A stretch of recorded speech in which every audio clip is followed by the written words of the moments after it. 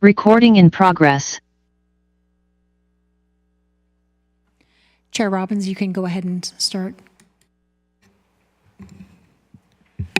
Good evening. We'll call the General Plan Subcommittee meeting to order.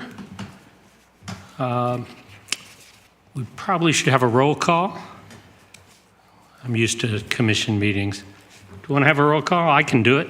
Or do you want to do the roll call, please? Okay, Chair Robbins.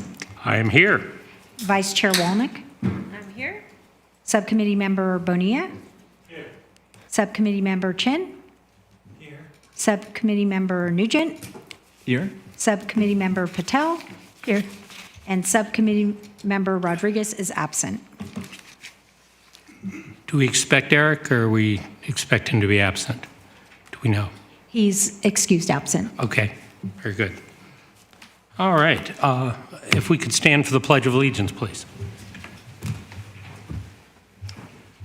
I pledge allegiance to the flag of the United States of America and to the republic for which it stands, one nation, under God, indivisible, with liberty and justice for all.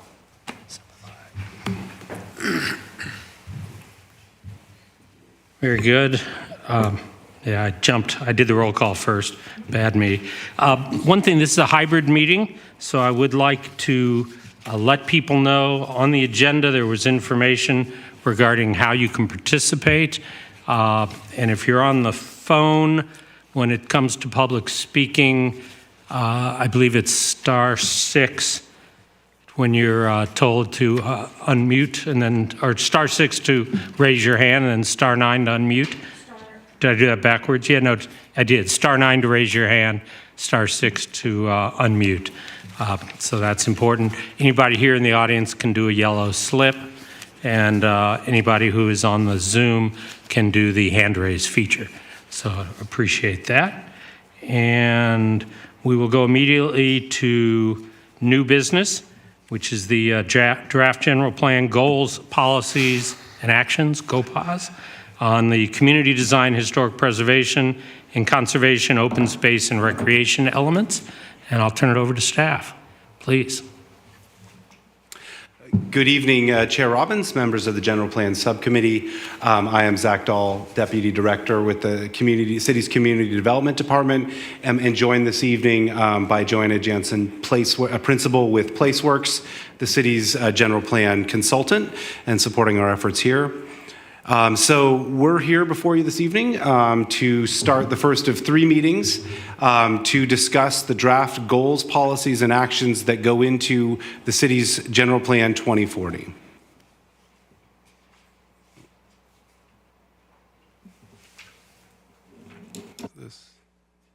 There we go.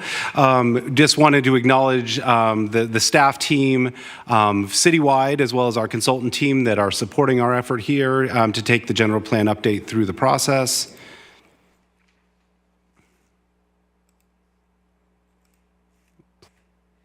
Oh, sorry, it's being a little sticky. Briefly, going over tonight's agenda, we will start with our presentation, move to any clarifying questions that the committee has, then move to public comments, followed by discussion on each of our 2 general plan element topics tonight, and then we'll wrap up this evening with a brief overview of next steps and other ways that the community can engage in this phase of the general plan update process. So our objectives for this evening are to provide an overview of the community design and historic preservation element. These are the goals, policies, and actions. And then also our conservation, open space, parks, and recreation element.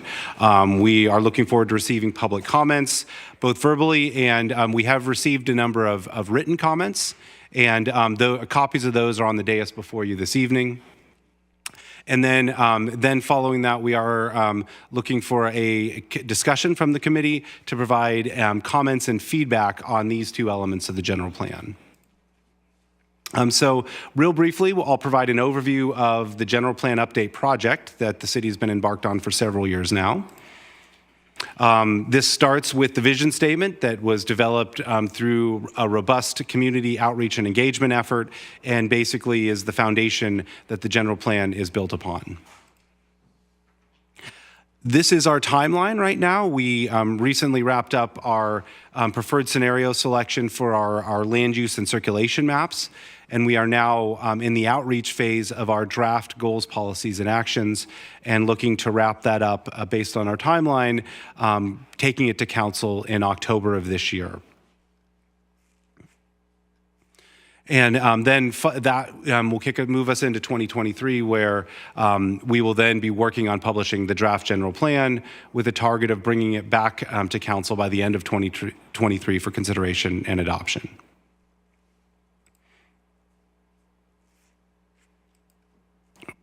There we go. The general plan is comprised of 9 elements: land use, circulation, housing, which is prepared separately, community design and historic preservation, and conservation, open space, and recreation. Those are the 2 we're discussing tonight.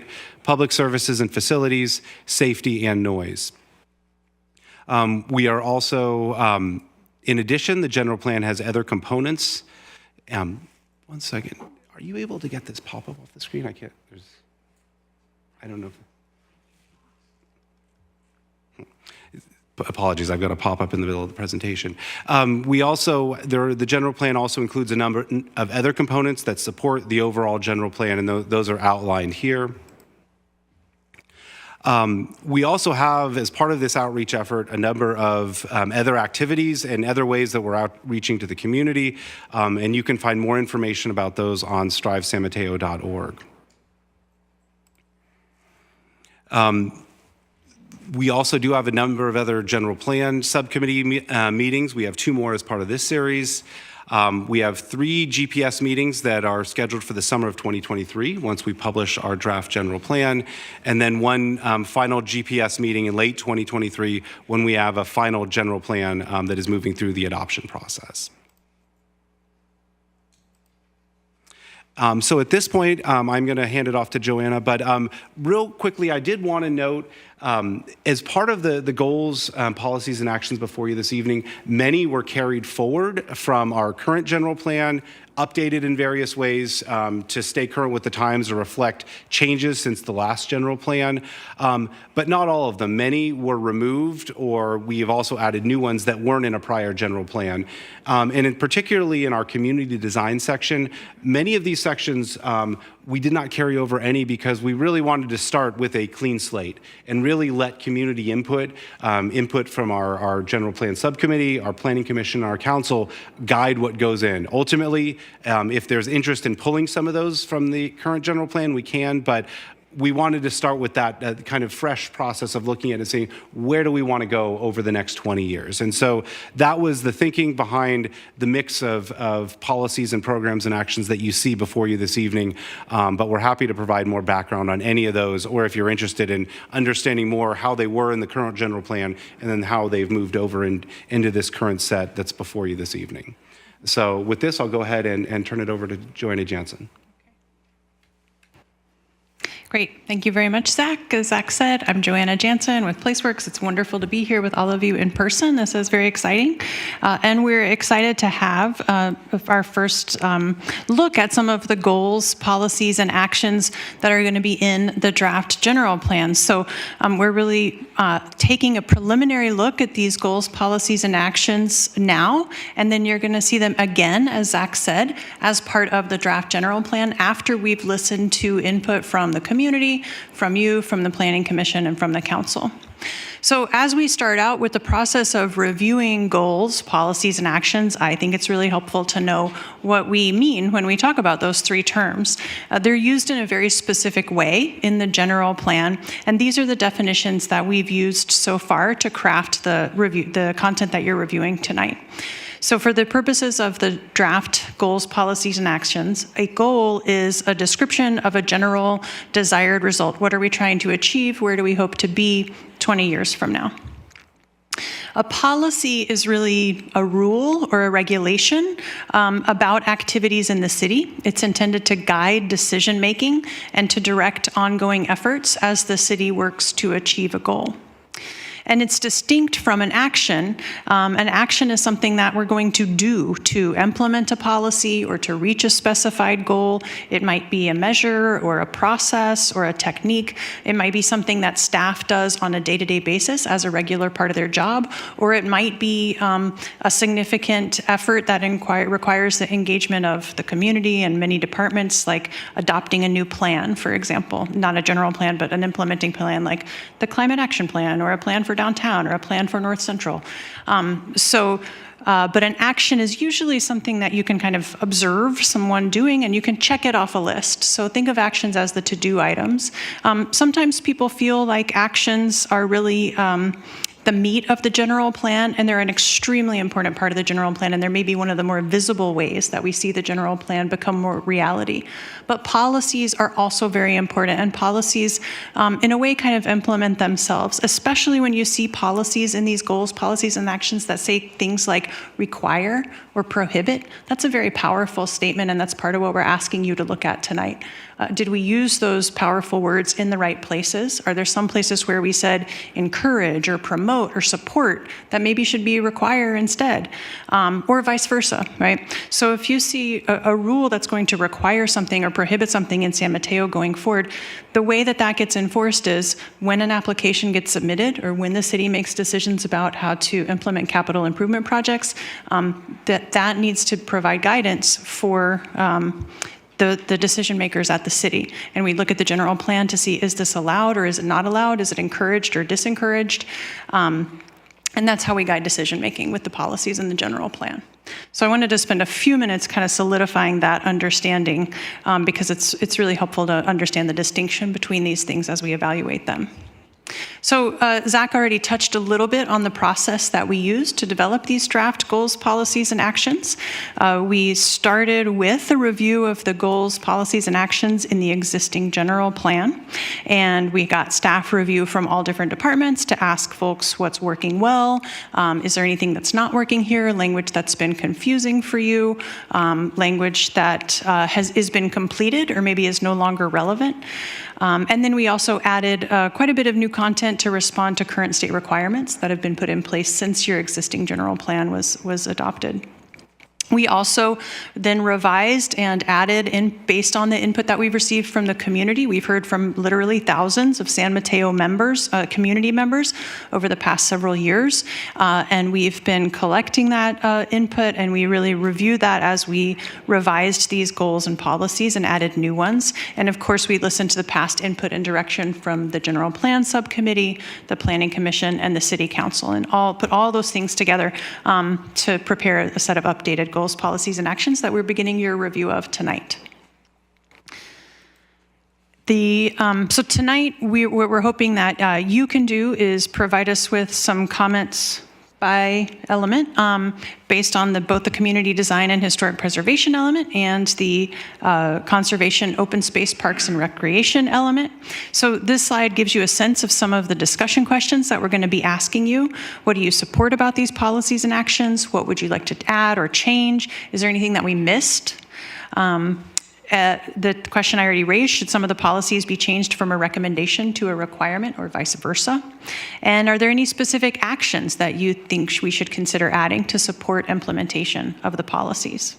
So we're really, there's a lot of content here, and I think that's kind of the most substantive type of discussion that we're hoping to have. You may also catch typographical or grammatical edits that you would like to recommend. We are very open to those, and we're asking for you to submit those by writing so that we can keep our conversation tonight focused on the topics and the content of the policies. So with that, I am going to give just a really quick orientation, mostly for the audience, about what's in each one of these two elements. I know that you, as our subcommittee members, have already reviewed these, but I want to make sure the public understands what we're talking about tonight. So beginning with the community design and historic preservation element, the first goal deals with natural landscapes and the urban forest, kind of starting from nature before we move into the built environment. And it talks about preserving and enhancing San Mateo's natural setting and protecting trees and different types of trees and tree stands in San Mateo's urban forest. Historic resources goals deal with preserving historic and culturally important structures, assets, and districts as really a key part of San Mateo's special identity and preserving continuity with the past. So for each of these slides, the kind of sub-bullets under the goal give you a sense of the different kinds of topics that are addressed by the policies and actions. I'm not going to read each one of those. Throughout this presentation, we're going to include some of the maps that are part of the GOPAs. Many times a policy or an action might refer to, apply this policy within the area shown on figure CD1, for example. So maps are also a very important piece of the GOPAs, and those are included in the draft documents that you have. Moving on, the city image goal is about developing and maintaining an attractive urban fabric that reflects San Mateo's unique character. And that includes topics like public art, as well as gateways and thinking of special treatments along the railroad corridor. And then we move into different types of areas in San Mateo. So we have a goal about residential areas, maintaining and enhancing the existing character and physical quality of residential neighborhoods through appropriate design. For mixed use and commercial areas, the goal is to improve the visual character, livability, and vitality of mixed use and commercial areas. And again, this has to do with things like pedestrian-oriented design, but also treats parking, outdoor displays, and eating areas.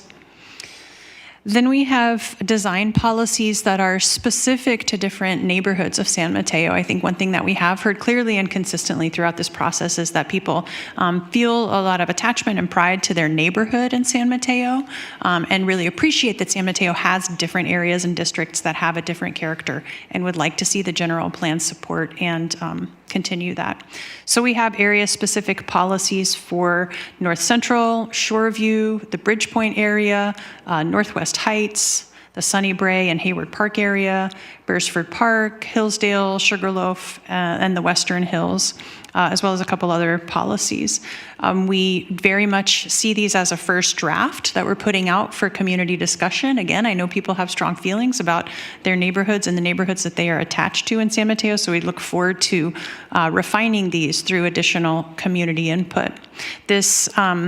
This map just gives you kind of a sense of where those neighborhoods are, connecting back to the specific policy guidance. We can obviously come back to any of these maps during your discussion if that's helpful. So then moving on to the conservation, open space, parks and recreation element. The first goal there is really a very overarching, or perhaps it's fundamental goal about environmental stewardship and protecting and enhancing the city's natural resource areas and habitat areas for their benefits to human health and also to resilience. So this has to do with protecting natural communities and coordinating with other agencies and jurisdictions, and a number of kind of regulatory steps that the city will take. We've also heard a lot through the process about access to nature, and so we have a goal about ensuring that current and future generations will continue to enjoy all of the different benefits that we get from being able to access nature here in our urban environment. The goal about water quality, creeks, and riparian areas is to protect and improve San Mateo's creeks as valuable habitat, as well as green infrastructure and components of human and environmental health. We have a goal that says all San Mateo residents should be able to have the ability to breathe safe, clean air. That has to do with not only toxic pollutants, but also things like odors and truck idling and construction impacts. We have a goal about hillside development and that it would minimize impacts on the natural environment as well as on public safety. Archaeological resources and tribal cultural resources goal is to protect these resources and to acknowledge San Mateo's past as indigenous land. Parks and recreation, again, is a topic that has received a lot of comment throughout the general plan update. We have a number of goals, policies, and actions about this, including to provide a comprehensive system of park and recreation programs and facilities based on the needs of the city's residents, and to encourage healthy lifestyles and ensure access for all. And going along with that, we have an additional goal that really focuses on park equity and providing equitable and convenient access to parks, recreational programs, and facilities for all residents to experience those benefits. We also want to make sure that we're providing the appropriate mix of parks and facilities and balancing all the different needs here in San Mateo for different types of facilities and uses, again, that are really accessible for all residents and thinking ahead about both existing and future recreation needs. And then finally, we have some goals about park design and planning, and thinking about planning and developing well-designed park and recreation facilities that are compatible with surrounding uses. And also thinking about the maintenance of these facilities, both the physical maintenance and also the fiscal maintenance, by providing stable and adequate operational and capital funding for the parks and recreation system. So just a closing here with a few of the maps that are in the conservation, open space, parks and recreation element. We have maps of waterways, different parks and recreation sites. And then we also took a look at the service radii around these different sites to see where there might be some gaps in San Mateo that should be addressed as the general plan is implemented over the next 20 years. Oh, excuse me. And then scenic roadways and trails, pedestrian trails, are also one of the maps in this element.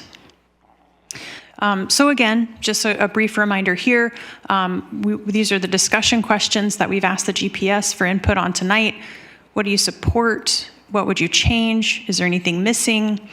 What about the level of kind of making these policies requirements versus recommendations? And any feedback on specific actions that you'd like to see. That concludes our portion of the presentation, and it's time for any clarifying questions from the subcommittee. Hi, and as I think we touched on briefly, we're going to do clarifying questions now, then go to the public, and then have comments, and we'll try and do it in more of a discussion format, rather, so everybody can really chime in and keep it going. But so let's try and keep our clarifying questions to questions, because I know sometimes they morph into a discussion, but that I think we'll keep on track, knowing that we have that later opportunity for every comment that you'll want to have. Questions first? Start down. Rick?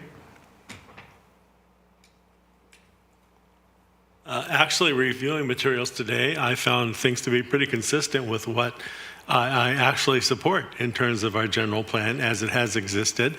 And I think that I appreciate what the staff opened up with comments saying that some things have been removed, some things are being added.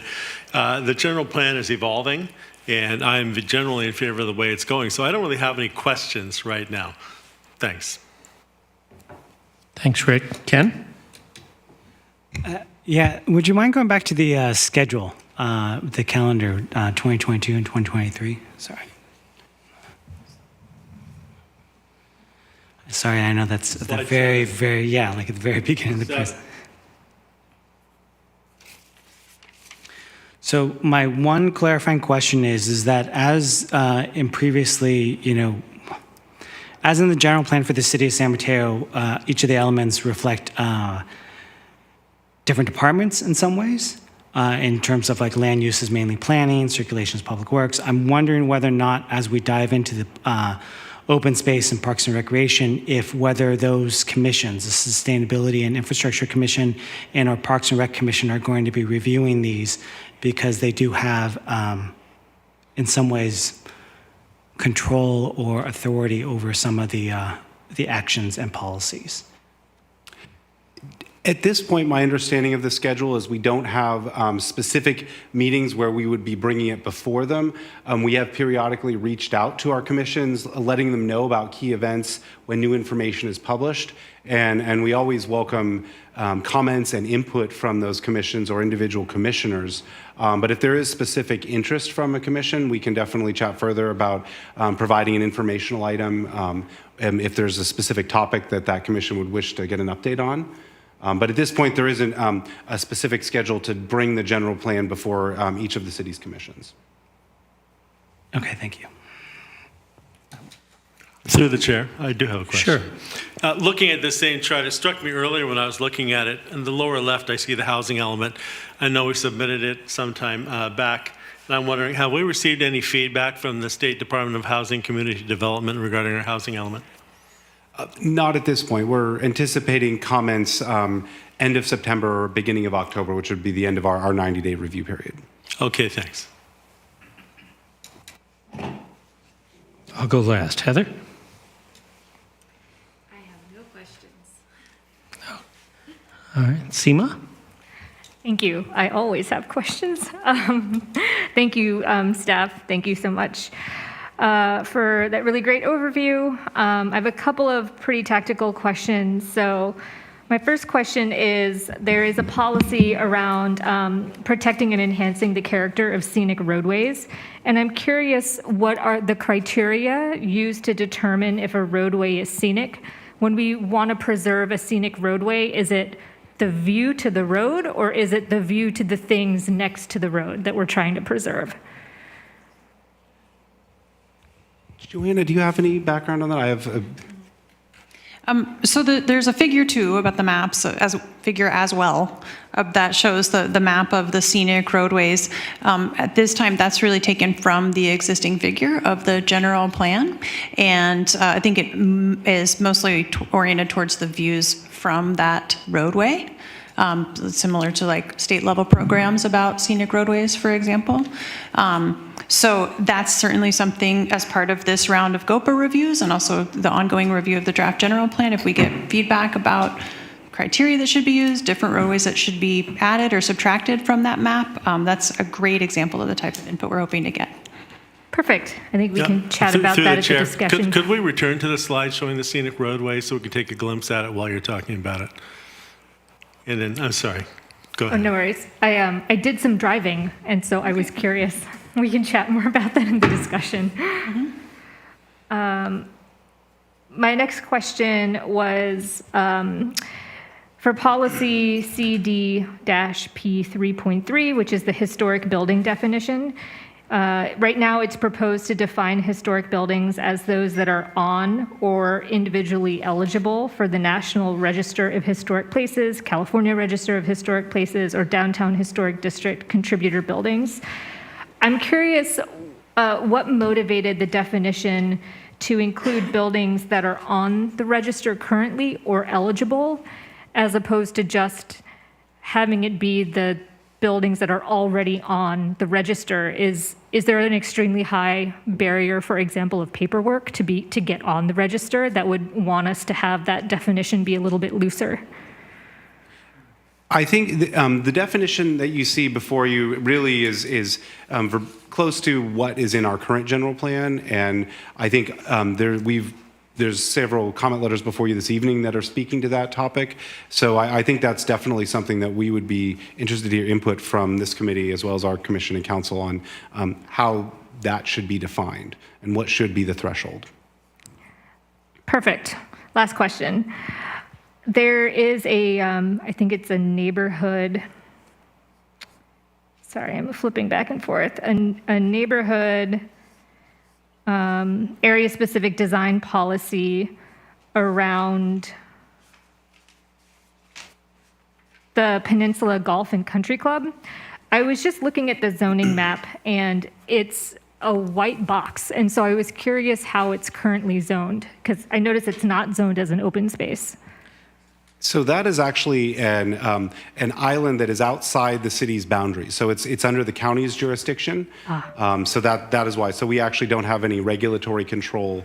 It is within our sphere of influence, but unless it was annexed, we wouldn't have any ability to regulate it with zoning or development standards.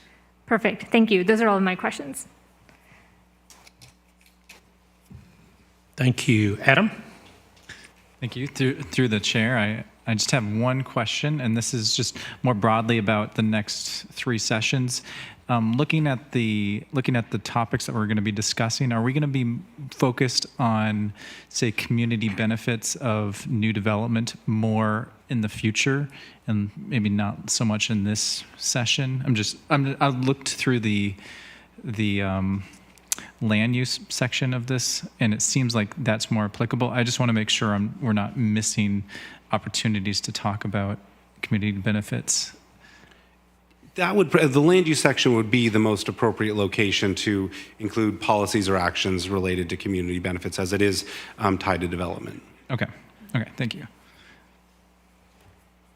My question is actually more of a request. I think it would be useful if we could make it clear, and maybe it is, I didn't see it in materials, as to future public opportunity to weigh in. I know there's going to be a tendency, as there always is, to focus on housing, which isn't on tonight's topic particularly, but I'd like people to know that there are future opportunities on that and other subjects. Do we have that? Yes, we do. We We have a slide here that highlights some of our upcoming community engagement activities. We also have 2 more general plan subcommittee meetings coming up, and each of those will focus on different elements of the general plan. Next meeting, we've got 3 safety, noise, and public and community facilities. And then our last GPS meeting will focus on circulation and land use. And then we're going to have a variety of outreach activities, including an open house later in September that will have booths for all of the different elements of the general plan, and then staff to support that. So we do have a lot of different activities. If you visit strivesanmateo.org, we do keep that current with where you can find a public outreach or community activity. Zach, thank you so much. And public, please go to strivesanmateo.org and keep an eye on those opportunities. No more questions. I think we'll go to the public. Shall we start with the yellow slips for anybody who's here in the room? Do we have any speaker slips?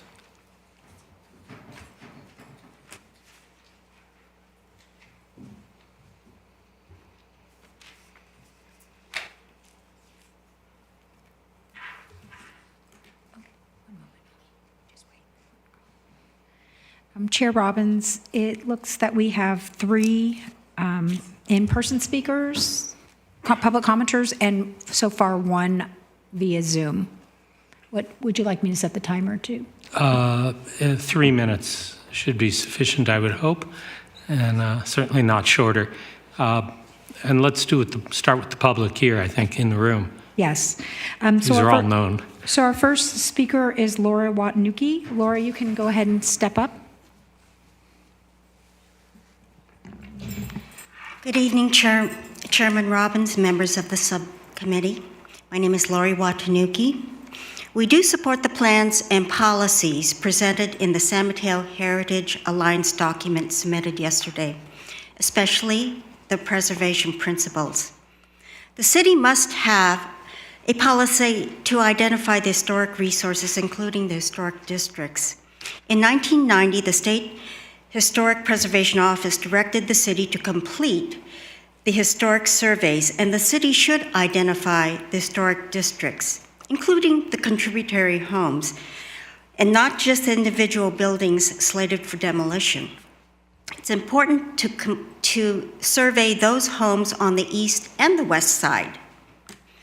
I did notice on your slide today that there's a list for community designs. I would like for you to add the Central neighborhood in this list. The Central neighborhood is actually the oldest neighborhood on the east side, along with North Central. It has Italian revival, craftsman homes, and Tudor revivals. The city must listen to what issues are being raised during these public meetings. After the public comment section is closed, the chair generally goes through each of the questions, and staff should answer all the questions which are raised. In the past, the vice chair was assigned to record all those questions asked, and that's really not happening in these public hearings. Sometimes the consultants are not even there to answer these questions. As a result, the concerns raised by the public are not being addressed, and the general plan does not incorporate those concerns raised by the public. I will submit my other comments on community design, circulation, noise, and land use in writing. Thank you. Ms. Watanuki, thank you so much. Our next speaker is Diane Whitaker. Diane, you can go ahead and step forward.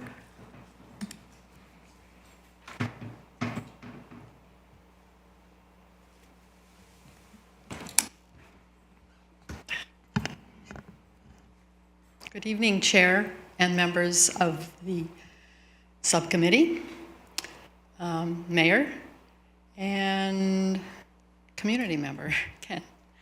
Diane Whitaker, North Central resident. I wanted to start by reminding everyone of the values of our general plan, which include diversity, balance, inclusivity, prosperity, and resilience. I also found in preparing for tonight on the website that there was a page that listed the 3 main functions of the General Plan Subcommittee. And the one I wanted to call out, which is important to me, is that the goal of creating plans that are responsive to neighborhoods, and community goals, conditions, and aspirations. And with that in mind, my comments I would like to give on the draft that we're looking at tonight. I'm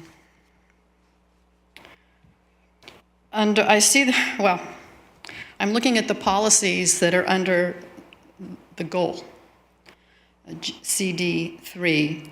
And the goal is very clearly talks about structures, assets, districts, and other resources. And then we jump into the policies, and the policy, the first one, 3.1, only mentions buildings. And I think it needs to be more inclusive there.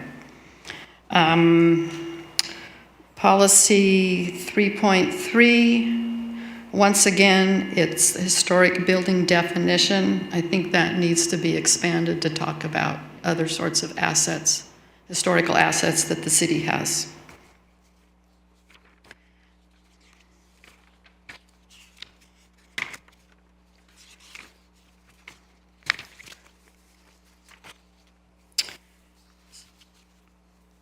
So I would like to also state that I am in support of the suggested policies, goals, and actions that the San Mateo Heritage Alliance has previously submitted. I think that was mailed to Zachary and should have been distributed to all of the members of the subcommittee.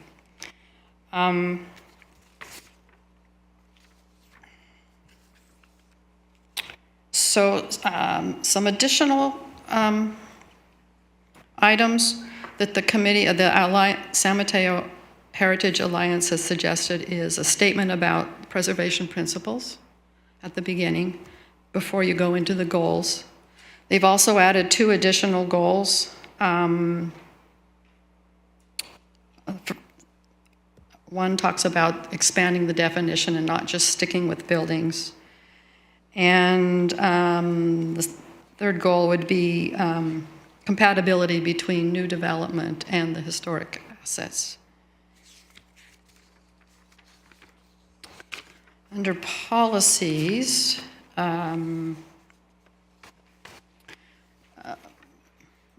put emphasis on the downtown historic district.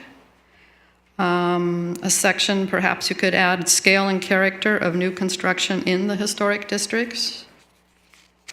Under actions, a section on alternatives to demolition. I think there's some verbiage there, but you might want to expand that. An addition of encourage and assist owners of historically significant buildings in finding ways to adapt and rehabilitate these buildings, including participation in state and federal tax relief programs. And finally, creating incentives to encourage salvage and reuse of discarded historical building materials. Thank you. Thank you, Diane. Our next speaker is Lisa Diaz-Nash.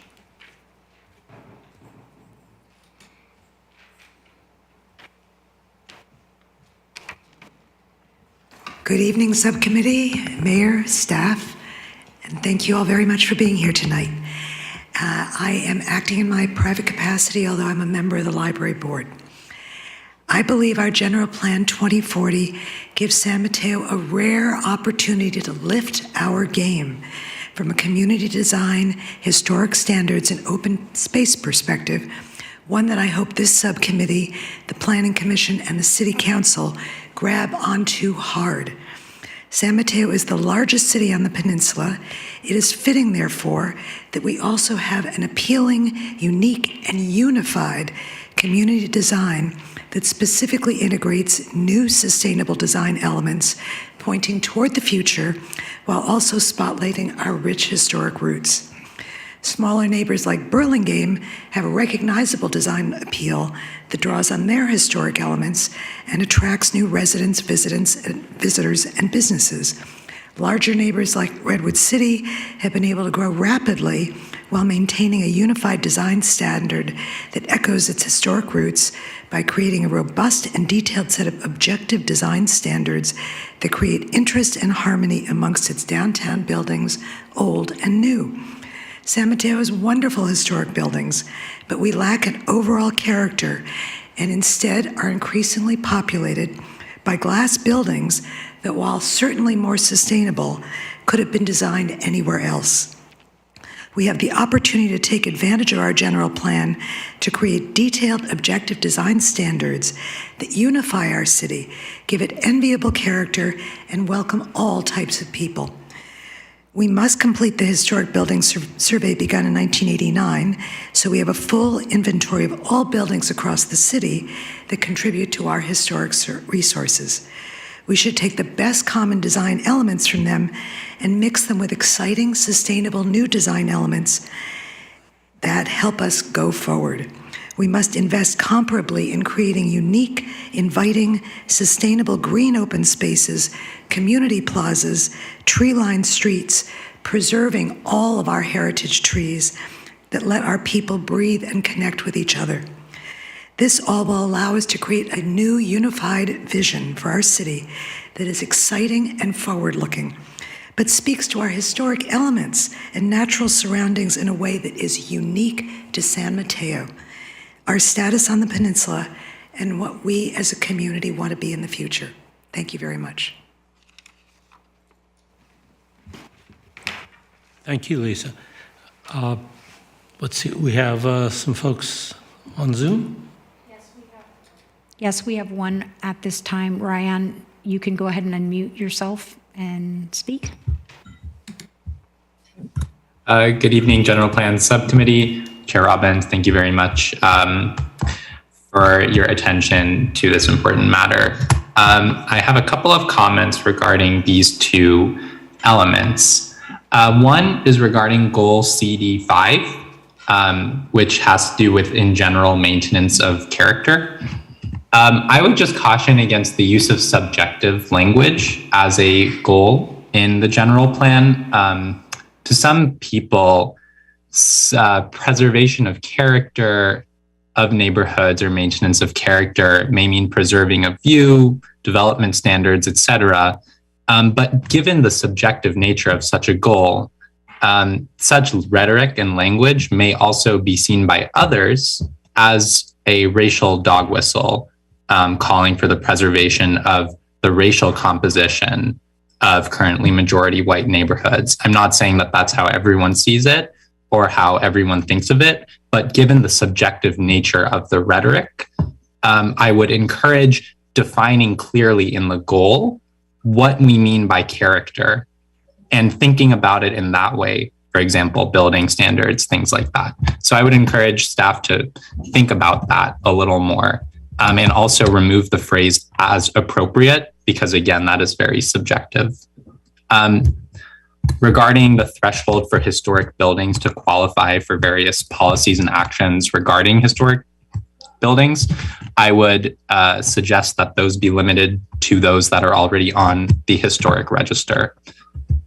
Regarding policy CD-P5.5, this is regarding multifamily developments and parking standards. I would suggest that we not make that a requirement, that we avoid blank ground floor walls and screen views of parking from the street. I think we should instead consider making that a recommendation in the event that such elements increase the cost of low-income housing cost prohibitively. So to summarize, I think we should disincentivize blank ground floor walls as much as possible and should screen those views from the street. But I also want to make sure that such requirements don't make housing infeasible to build. I would extend the theme of that comment to any other requirements in the general plan that may make housing cost prohibitive. Regarding goal COS-2, that deals with access to nature, I encourage the council to adopt a policy and/or action that establishes safe and convenient access to all open spaces in the city via active transportation and transit as a right, and incorporate actions that would help us achieve that goal, such as requiring bike parking near trailheads, etc. I think that everyone, regardless of what transportation they use, should have safe, convenient, and easy access to our trailheads, to our parks, etc., regardless of whether they're biking, driving, or taking transit. Thank you.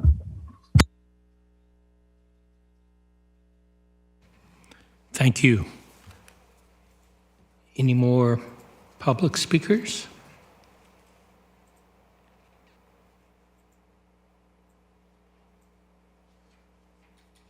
Chair Robbins, there are no more public speakers. No more? No more. All right. Well, we're going to bring it back to the subcommittee. And the vice chair and I had this brilliant idea of making this more of a discussion.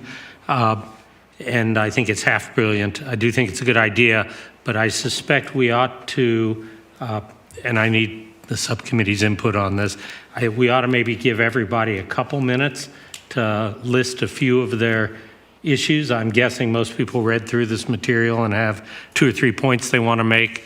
But if we keep it to just a couple minutes and then open it up for back and forth, I'd like to see how that works. Heather, I'm giving you credit and blame, so hopefully that works. Does that work for everybody? We give it a try and see. A little more flexible.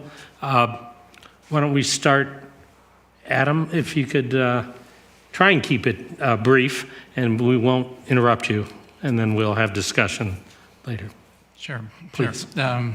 I'll try to go in order of just the two main overarching topics, which are community design first. And so one of the things that I wanted to note just broadly is I think this is where we get buy-in from the public. And I, as a landscape architect, I walk through downtown every day, practically, and I am always picturing what it would be in 20 years, 30 years. And, I think about, what I would like to see in the city. And it's not something that I want it to be recognizable as far as like, this is San Mateo. And I'm, as a big fan of traditional architecture, I do want to see that as a requirement in a sense of being incorporated into the design of new buildings in that particular area. And it should have some way to allow, through a process, alternatives if it's not feasible for some reason. But I think that we should make it easy and fluid, for new buildings, new structures, new things to go in that have a feeling that kind of harken back pretty strongly to the traditional architecture, the pre-war San Mateo. That being said, I do wanted to note before I go too much into that, that I think we need to add an action to support increased street tree planting in tree-deficient neighborhoods, and a support for establishment care, because I think for some of the places where they're planted, they're not surviving, and especially I notice in my neighborhood, because they're not getting enough care. And then also support planting the trees in front yards where there is no street tree planting area in the right-of-way, to increase the canopy. So I'm thinking like Shoreview, that sort of place. So that's the tree area. But ultimately for the historic and culturally significant portion, I think that we need to provide a compelling vision of the future to people, and it should include a stylistic consistency with existing loved structures. There's buildings that I don't love, that, some of the more modernist stuff that came in the 60s and 70s is probably not universally loved throughout the city. And that portion I think we could talk more about. But I also want to ensure that we know what the purpose of the historical preservation is, as a group, people putting input in this, because I think it needs to be, we're making something beautiful. Is it because we want to preserve things that are beautiful, or is it because we want to preserve something that has a historical event that occurred or person? What is it that we're trying to do? And I think more often than not in San Mateo, it's about preserving beautiful structures or places. And so we need to assure people that what's happening in the future will be as beautiful or more beautiful than what's happened in the past, because that's a strong loss that people would have if we lost the more beautiful buildings. And I mean, we should be frank about it. Like, it's the older buildings that people like. It's the stuff that's built, before the World War II. That is not even that's something that's pretty universally found in psychological and sociological studies, that people just attach to those buildings. It's not necessarily anything to do with Western architecture. It's throughout the world. And so ensuring that new buildings have that character is important. And yes, character can be kind of tricky, so slippery. So we need to be very specific as far as what we want it to look like. And that could be part of our policies. I don't want to go too far else, and hand it off to somebody else. I do want to make sure that we're careful also with words like character and compatibility. And part of that means we should probably get a little bit more specific as far as what we want. We want compatibility by stylistic consistency. I think that maybe is important to state, because compatible could mean something different to somebody 5 years down the road. And so let's flesh that out. Don't let that be open to interpretation, because it can be interpreted badly. And then, scale, respecting scale. I think that building width and rhythm is also important, and it hasn't been listed here. So we're talking street frontage of buildings between 16 and 25 feet for a lot of areas is very important. And we should be specific in that sort of thing. It doesn't have to be every building, but a consistency of the similar frontages that are downtown on B Street, I would like to see maintained even in new places that are anywhere walkable. And so, getting that sort of specificity is going to be important, so we're not kind of leaving it too open to interpretation. All right, so I'm going to leave it to other people. I have, I can zero in on some of these details architecturally, but I don't want to get too far into the weeds. Thanks, Adam. Yeah. Yeah, I have specific comments on specific policies and actions, but keeping it high level right now, I would agree with a lot of what Adam said. I'm also personally a fan of traditional architecture. I think when people express a desire to preserve historic buildings, what they're talking about is a certain style of building that harkens to pre-war architecture. And I think that we can continue to encourage or even require a consistent architectural style through form-based codes, and we should consider that. I just lost my train of thought. In general, I think that we should be very careful about the language in the general plan. There's a few spots where as people have already called out, there's language that is subjective and could be interpreted many different ways. And so I think we should kind of take a critical eye to the language you're using and try to be as objective and as specific as possible about what we mean. Yeah, I think that's it in terms of my general comments. Other than that, I have very specific questions and feedback on individual actions and policies. Heather? First, I also want to echo the word character jumped out at me. So I think when you go to the different communities to come up with the design standards, I think maybe that's a conversation to have. What do people think the character of the neighborhood is, so that we can, use other language and be more specific, like my other subcommittee members have already said. Other than that, my big topic that I kept thinking about was this facilitating access to all of the wonderful places we have in San Mateo. Through several methods. I mean, we have a lot of public land that's fenced off, specifically thinking of like our creeks and our waterways, but also encouraging design that's more accessible in the sense of, each development, trying to encourage developments that don't create barriers on the property line, that we want to be able to flow, we want to be able to encourage people to walk and to use those spaces. So I think we should be working towards that through these policies and goals as well. And then the development, there was a couple of places it struck me that, or not struck me, but jumped out at me that we're talking about pedestrian kind of forward. And I think that we want to have that thread. We want people walking around. Our city isn't that big. We have beautiful places. We have a lot of good open space. We need more.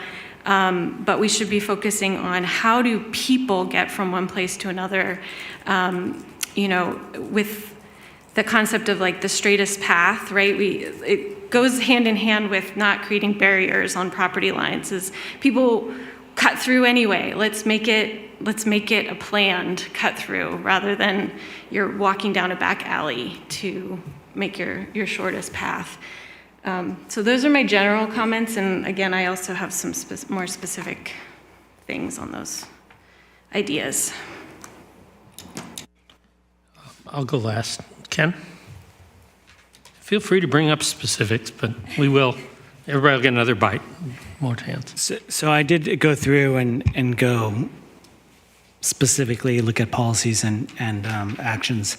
But if we're talking high level, I think my comments generally across the two elements kind of fall between or into like 4 different categories. And so the first category I would say is going off of what Adam was talking about in terms of landscaping, but it's overall street trees and the public right-of-way. And I can talk more specifically about that, but when we talk specifics, but mainly El Camino and Caltrans right-of-way is what I'm thinking of. So street trees. Another topic is the pedestrian master plan. As Heather was talking in terms of the walkability and everything, when you look at the map,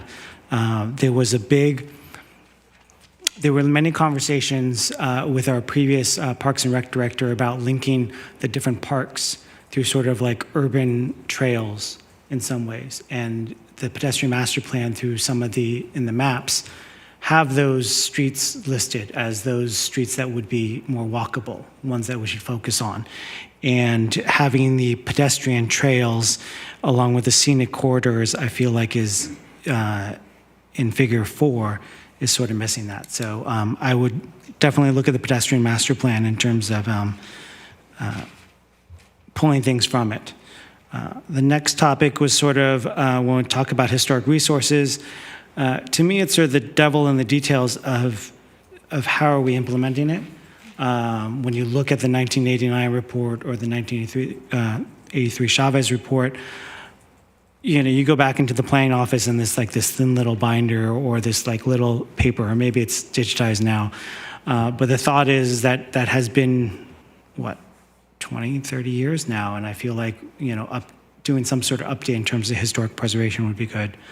And then lastly, my last comment is about open space and the relationship between public and private open space.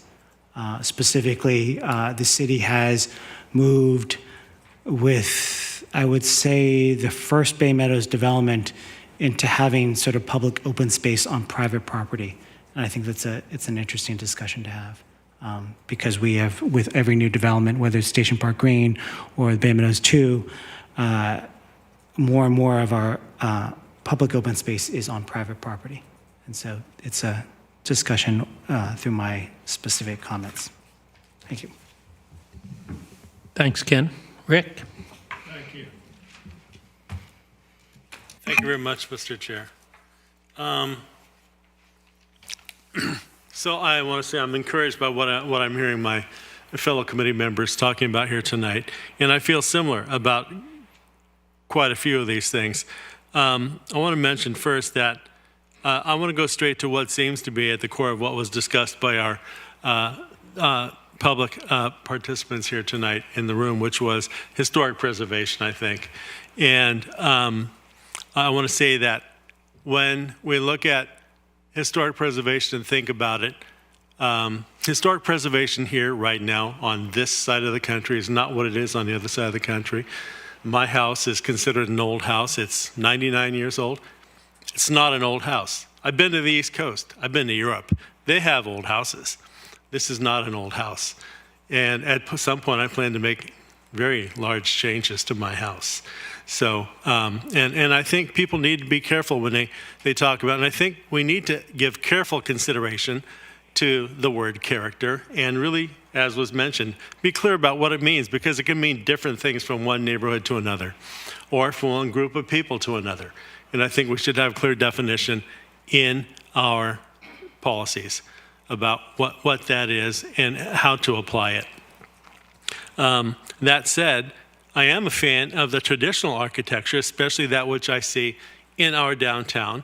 And I have to say, I'm also impressed by some of the newer architecture I'm seeing in places like Redwood City or even in Burlingame, where the new architecture is reminiscent of the more traditional architecture. And I would have no problem with seeking to obtain some of that kind of architecture in some of our newer developments. And I think that that's something we should probably be asking our proposers to consider when looking at it. I have no problem with glass buildings. They have their place. Modern architecture is also fine with me. It has its place, and I think around where it is right now, being located around the periphery of the downtown area, is fine, because those areas heretofore have been some post-war box kind of architecture there. And so I didn't really see a lot of value in that. The businesses, some of them I liked, but this is the thing. Private property changes hands and uses change and everything changes. Constant in California, constant in the world, not going to change. Change is not going to change. So, we just need to control how we want that change to be happening. I do appreciate the downtown historical district. I'd like to see it be somewhat protected, and I've seen some really nice historical buildings in San Francisco be preserved by actually maintaining the facade, demolishing the rest of the building, building a new building actually right where the old building stood that maybe steps back and then goes up taller. Some architecture that somewhat respects the original architecture, but you can maintain and preserve that historical part literally by keeping it in place. And I'd like to think that we might consider some of that kind of, if somebody were to propose to do some of that kind of work, I think we should be open to that. It is historical preservation. I like the talk about street trees. I think street trees are not respected enough. They're not taken care of in many places where we planted new ones.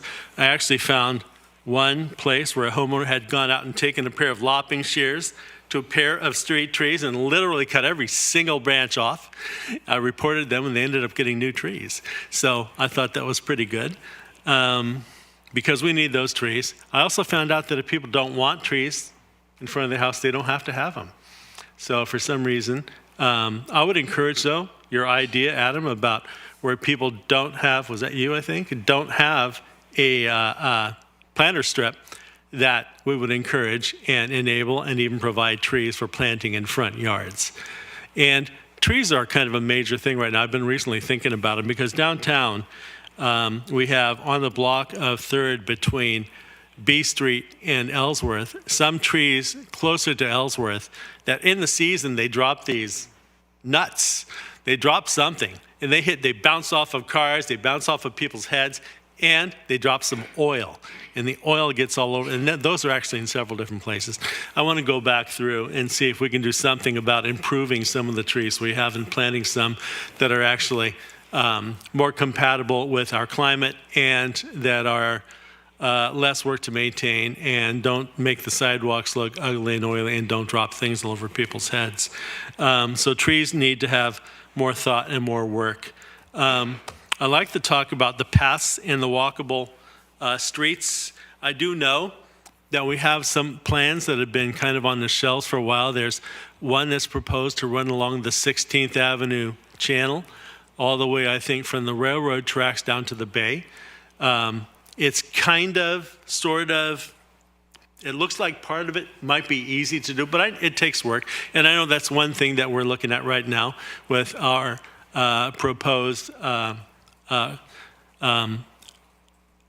property transfer tax measure is money to be able to maybe be able to do some of those things, although I know that with our like $300 million backlog of projects, it may be a while before we get to that. So I want to encourage right now and let people know I'm supporting that measure.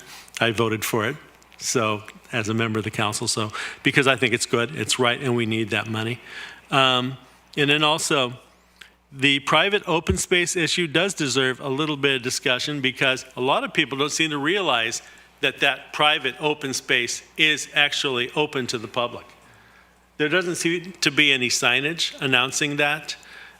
People think, oh, that's nice, those people in there have their own like little park, but it needs to be actually made more known. And we need to actually have paths that we show on our bike and pedestrian master plans that show those paths going through there. I don't know if we do, but I hope we do, and if we don't, then we should make sure that we do. And so those are some of my thoughts for right now. Excellent, Rick. Thank you. Thank you so much. Yeah, I'll try and keep it short as well, and then we'll open it up a little more. I want to say I particularly like, at the high level, I'll say both Heather and Ken's point on accessibility. Some of it's this public private spaces, but some of it is our existing public spaces. We need to promote the accessibility and let people know what's out there. Urban trails are part of that. That can, but then I'll morph into architecture. It's a subject I studied in college, but it was at a time when mid-century modern was brand new. So date myself a little bit, but I think without getting into the debate of pre-war, post-war, and and the joys of the Bauhaus movement, which we could do, I think that the key issue is human scale for purposes of our document here. As the city grows, whether it's high-density housing or commercial buildings, it's really easy to freeze out the pedestrians and to make them, it just happens all over the place. You travel, Rick, as you mentioned, you go East Coast, anything modern, it's just horrible when you go a whole block and there's nothing for people to walk into. So encouraging mixed use and the bottom floors being accessible, the sort of the classic is that's where retail is, and then people go in and go up to the offices or residential. But even a purely residential building can be structured in a way that doesn't make it so much of a massive block. So I think the human scale would be a policy item in here that can pop up in a couple places. On community design and historic areas, I think the area-specific design policies, we heard a desire to have central added. Actually, San Mateo Park, they never show up for anything, but I live there, so I'm going to mention it. It needs to also be on the list, and that's an area somewhat different than the rest of the city, is full of islands, which are actually technically city parks, and there are trees all over them, and that's something that we need to preserve, and the neighborhood does a good job of it, but I think that should be listed and those items put in there. And I'll mention that Baywood and Aragon, that area, probably, I can't speak for those folks, but I think they need to at least have outreach and be possibly listed as an area-specific design policy possibility. Street trees, I think it's unanimous. We're all big fans of street trees. I'm going to sound a sour note on heritage trees. I'd like to see the concept of where feasible put in at the policy level, and I do see in the plan already a focus on replacement, and Heather can probably chime in. Going back to my years on the Park Commission, heritage trees are second only to CEQA as a sword that's being used by one neighbor who's just pissed at another. And we have a lot of big, ugly trees that become heritage just because they hit the measurements and they're destroying people's yards. And if you can come up with a policy, and I helped rewrite our current heritage tree code years ago, and so I'm partially to blame, though it's Sue Lempert who did it years ago, so we'll blame Sue. I just think if we had a feasibility concept in there, it'll be very helpful when it comes to and the replacement concept, a little more flexibility on keeping the trees going without having to keep preserving some big falling down tree. Lastly, and I could go on this, so I'll try and keep it short. On the conservation, open space, and rec, I think we need a policy that prioritizes funding for facilities, our recreation facilities. We've got plans, somewhere in that 300 million that Rick mentioned. There's huge needs for existing facility rehab and redo. There's some that are poorly used, some that are overused, like King Center, that are just in terrible condition. And then we need some new facilities. So I think prioritizing funding would be the policy. An action might be to consider alternative or dedicated funding sources, even if that means going to the public. I don't know if that would be something we'd put into the plan, but I think that's something that should at least be mentioned one way or another. And there, I think I kept it to a few minutes. So now, why don't we start over and just know that, make your list of stuff, but you might get interrupted and have a discussion. Does that work? I'm not sure, Heather. What do you think? I think we should just start with maybe the 2 or 3 topics that everybody had a comment on. I mean, we could start with street trees and then go to, what was the next one? Probably character, architecture? Yeah. We could. The only one concern I have is I know several people up here have their 10 or 12 items, and I don't want them to be excluded. If they could maybe run through them. I don't know. Is that... I don't want at 10 o'clock everybody to wait. I didn't get my my points in. I'd recommend we get those items out in the open. Get them out there now?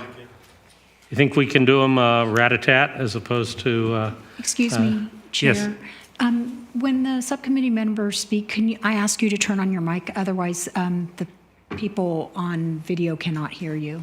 Thank you. Thank you. Sure. They can probably hear me even without the... No, really? My voice usually carries even outside the building. But anyway, if we can keep it rat-a-tat, we won't interrupt, but I don't want anybody to be excluded. So I'm looking over at you, Adam, because you're in the first. If you could just, sure. We can have the bigger picture discussion continue after we've gone through the items. And sure. I mean, overall, I want to say that there's a lot of great stuff in here, and it is, you know, a lot of this is pretty fine-grained, and it's not a huge amount. I don't have a huge, sorry, my notes are harder to get through, though, just the way I have them. So I didn't have any notes until we got to the street tree section, and again, I think I mentioned them. I just support street tree plantings in deficient neighborhoods, notably places like North Central and Shoreview, and places that, you know, don't have quite the canopy that other parts of the city do. And then, you know, look at adding trees to front yards where there isn't a planting strip. Those are my only things on the street trees. The thing about the historical resources and such is it's such a broad topic, and you know, there's a lot in this packet that was provided from the San Mateo Heritage Alliance, and I'm still going through it all.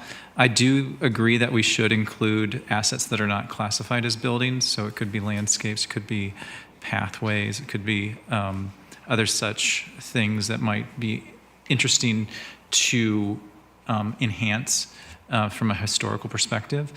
And then, you know, I think ultimately we do need to, as a general plan, understand what our ultimate purpose is for historical preservation. Again, I personally see it as saving or enhancing and adding to the most beautiful of our buildings and most cherished that have been, you know, over time appreciated pretty consistently. And I think the driver is the loss of beautiful things, the concern. So I want to make sure that we avoid losing beautiful buildings or beautiful places. And I want to also ensure that we create objective design standards that are clear to the public, that we will produce new things that are of very high quality.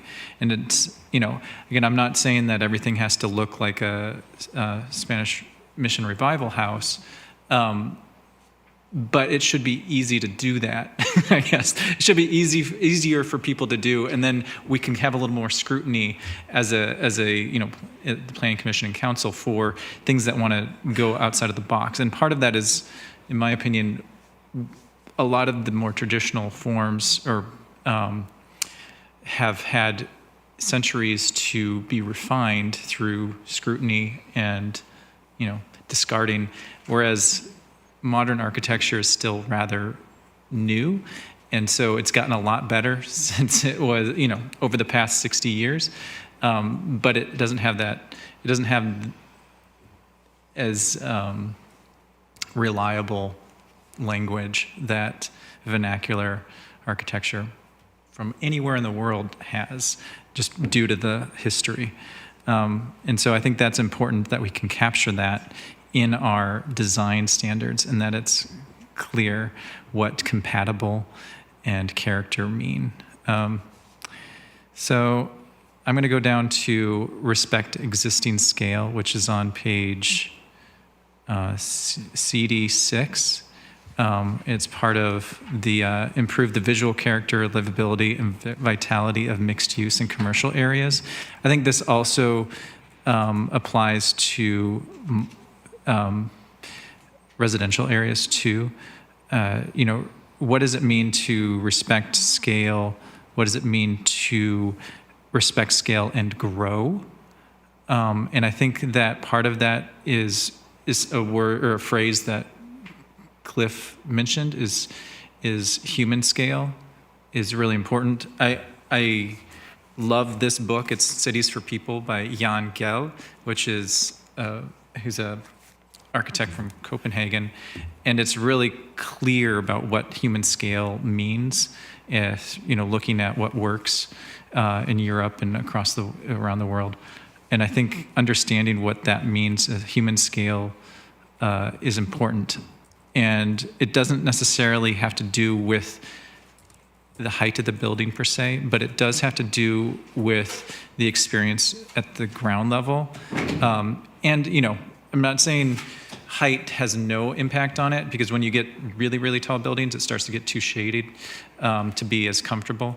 But it's really about rhythm, building width, architectural details, sequencing, vertical nature of elements that are on the architecture, to kind of imitate tree trunks. It's kind of a wonky thing, I guess. But having that sort of consistency is important to define when we're talking about scale. And then I also wanted to note, like, stepping back upper floors. I don't know if that is as important. I think it can be appropriate in some locations, but I don't want it to be like just a hammer that is a little bit too arbitrary, is stepping back. All right, and then I'm going to go to area-specific design policies. I do think I agree with everybody else about the location, adding some locations that would like to have neighborhoods that would probably like to have design standards that are objective, that can maintain consistency. And I think that would be important for, say, a new home that wants to be developed, to know ahead of time, and that will please residents, and it's all stated clearly, and everybody can go into it happy that it's going to be followed. And then I'm going to skip way ahead to some of the parks part, and the only thing I really wanted to note down at the it's page COS 10, which is it's specifically about providing an appropriate mix of parks and facilities that balances the needs of active and passive facilities. And this has to do with the fact that we're going to need to accommodate growth in a population. While we don't, unless the city wins the lottery, we're not going to probably be able to build new parks of substantial size. And so I think we need to be creative as far as what other places that we can use to provide recreation. And I think our right-of-ways, and specifically the streets downtown, are kind of our lowest hanging fruit for creating kind of a park-like experience.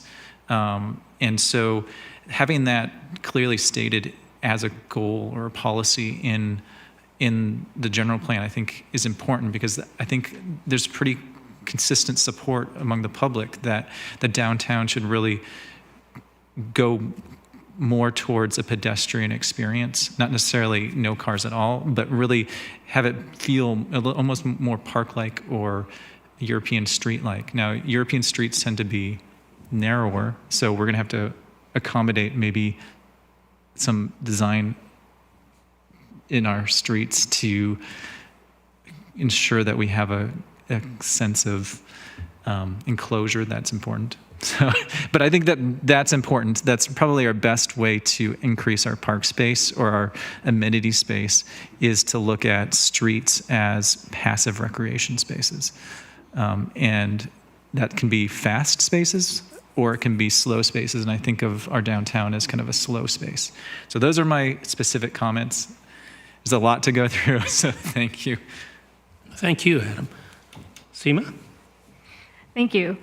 So a couple of things that stood out to me are in goal CD1, there was the preservation of natural focal points, and then that was P1.2, preservation of natural focal points, and P1.3, new development requirements that protect and enhance the character of scenic roadways. And I kind of hinted at this in my question, which is, one, I'm a little bit nervous about the language in both of these because I think they can be a little bit subjective.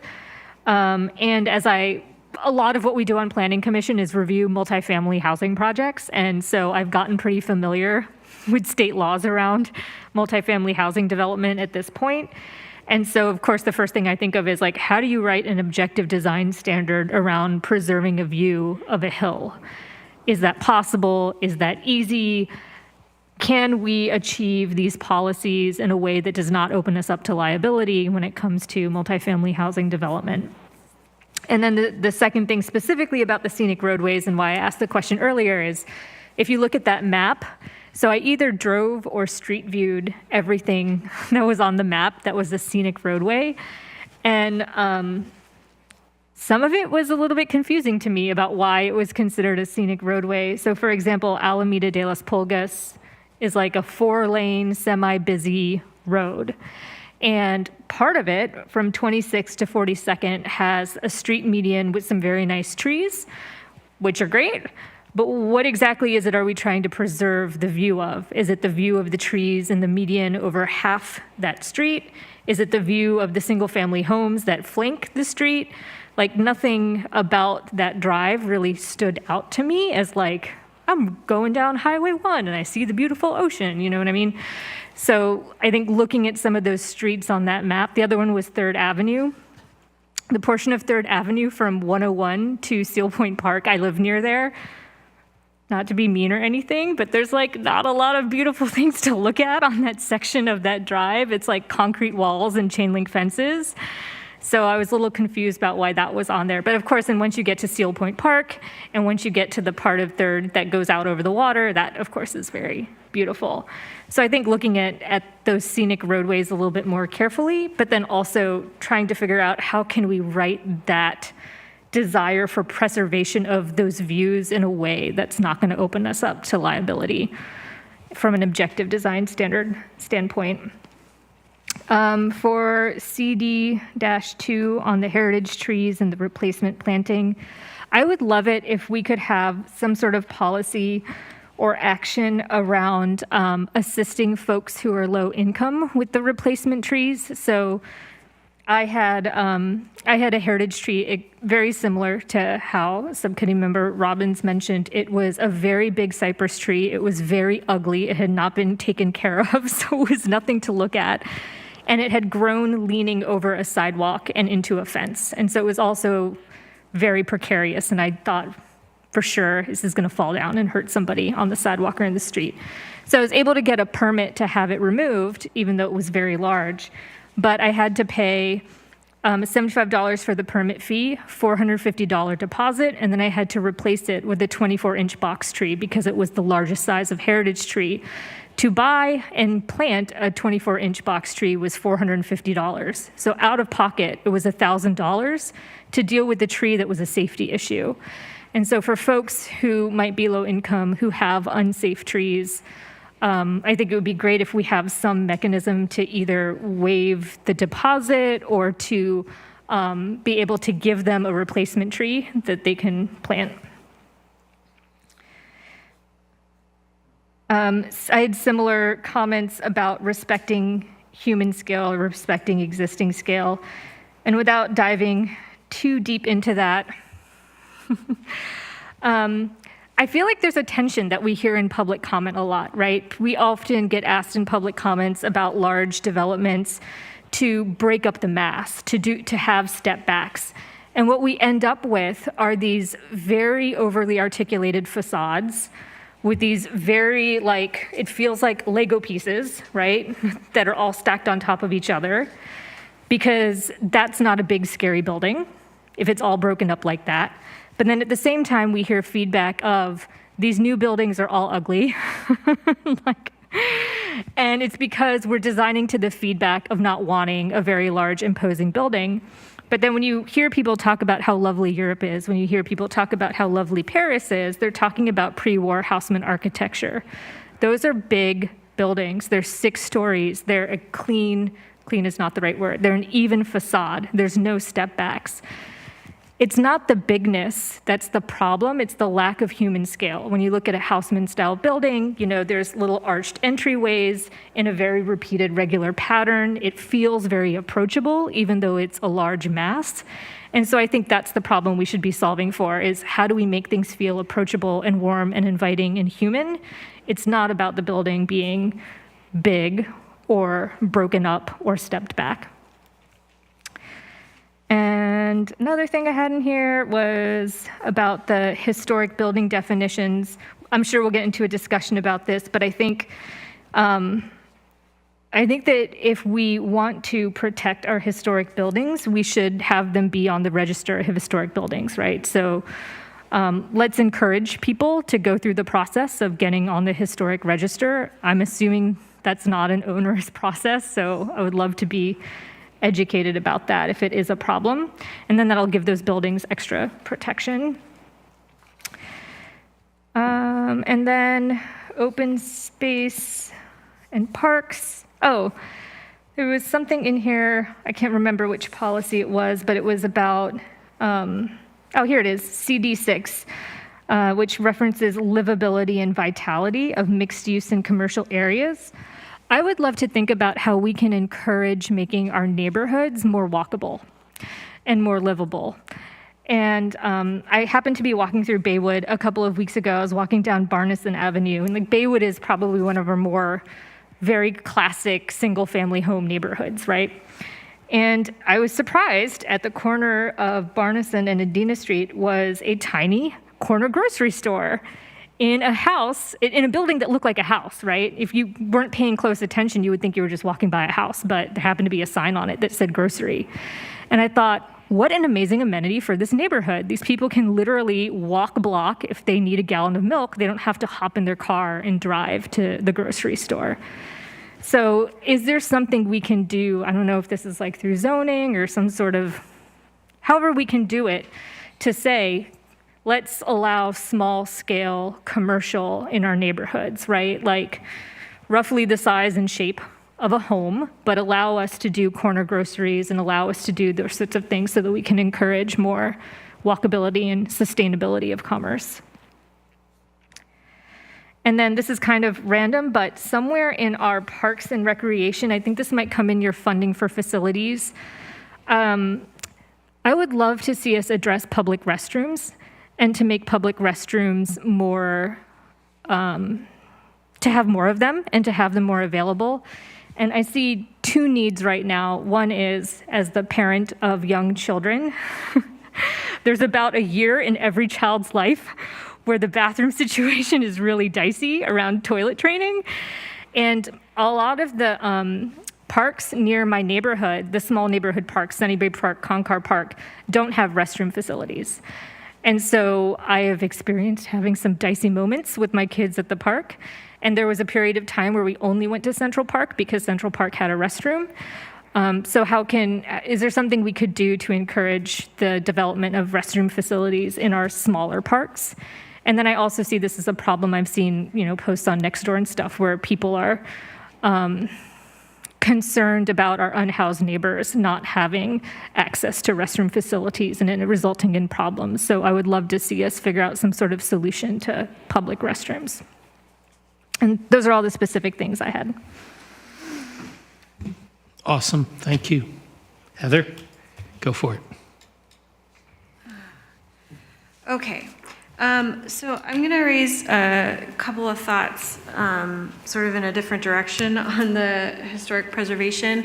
The two things that really jumped out at me, and I will admit right up front that I'm not an architecture buff and haven't thought a lot about this, but I just wanted to be careful that we're not overemphasizing preserving things that could be improved.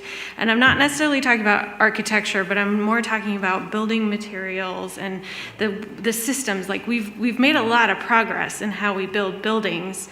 So for me, that's more of a priority than keeping the old buildings in place. So if we can come up with some policies that sort of talk about what is our priority there as a city? Are we really are we focusing on the preservation, or are we doing it when it's feasible and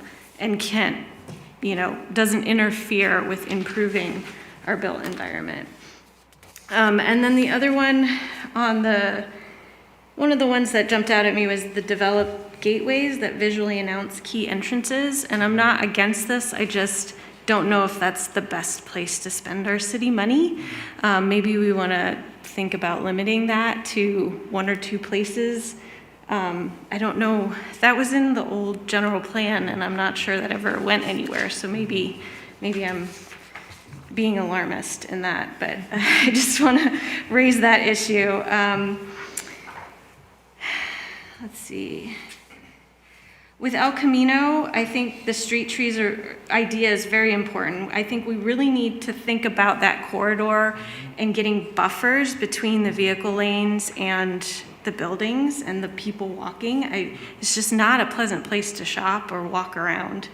So how can we do that? I think it goes to Ken's comments earlier about the right-of-way. How are we using that right-of-way?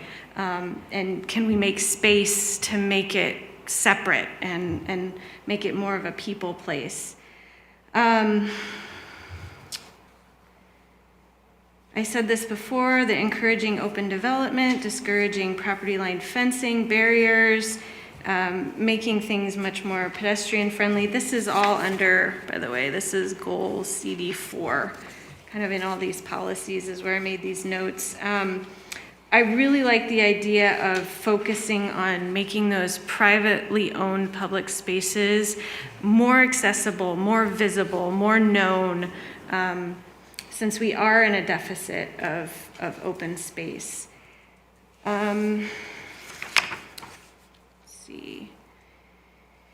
With the policy CDP 5.5 on page CD5, it talks about the parking, making it underground. I think, I definitely agree with that. And I also agree with the public comment about making sure that that's not a barrier to getting some of the housing we need. But I think in parallel with that, we have to be thinking about the valuable asset we have of street parking in San Mateo.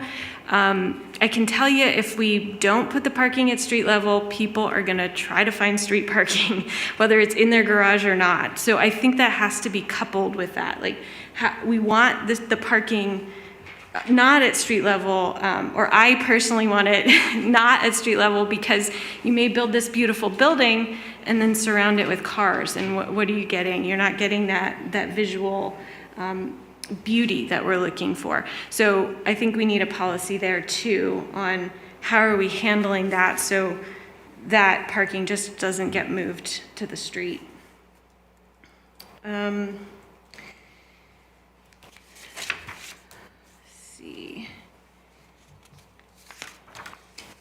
Okay, open spaces.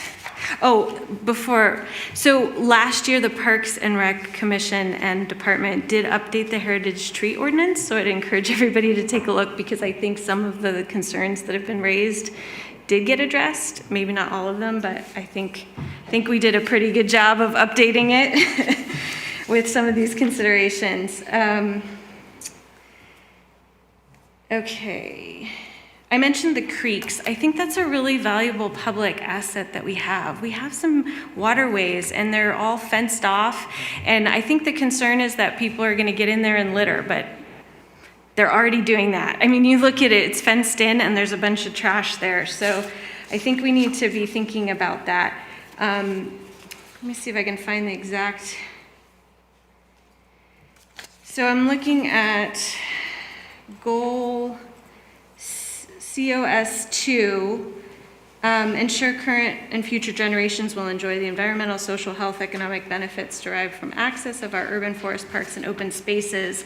I think we need an action item to develop some sort of volunteer stewardship program of our spaces. I think that I was thinking about that specifically with the waterways. If we're gonna open them up to put paths next to them or let people, get closer to them, I think we need to develop that sense of community stewardship for those places. And it will help keep it beautiful for us. Clean air. I'd like to see us have a policy or action. I'm not sure if it's an action policy or goal, but I want to see more incentives for replacing gas-powered equipment in our neighborhoods, leaf blowers, lawnmowers, all that stuff. And then I'm not exactly sure how this would look, but One other concern I have is we have a pretty windy city, and the leaf blowers, whether they're gas or electric, are just, they blow into the street. And it doesn't matter for cars, but it matters for bikes and people on bikes and people walking, that your air quality is not good. So I'm not sure how we address that, but I would like to see something about reducing the dust creation from these things.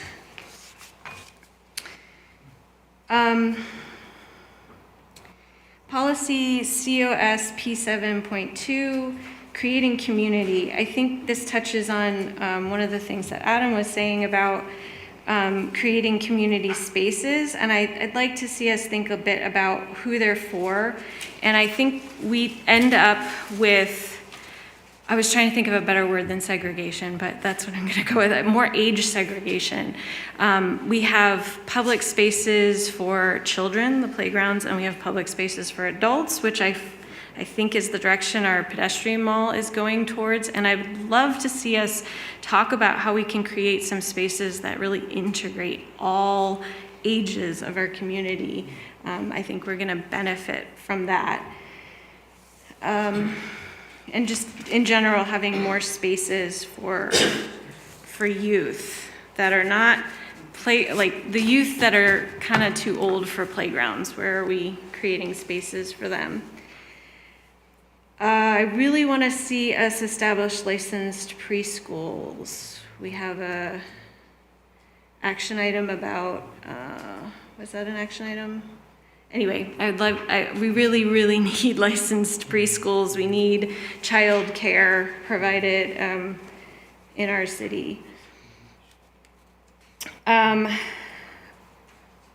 also like to see an action item, probably under COS 8. I think we need to have more regular amenity surveys with the Parks and Rec Department. I think not just our buildings, but the amenities in our parks are a bit outdated. We need to see what's being used and what people want. So I'd love to see that. I also have a note, designate more of right-of-way to community space. But I would also really like to see a policy of, I know it's expensive, but trying to acquire more public space whenever possible. Whether it's just a parcel we can put a playground in a neighborhood or something like that.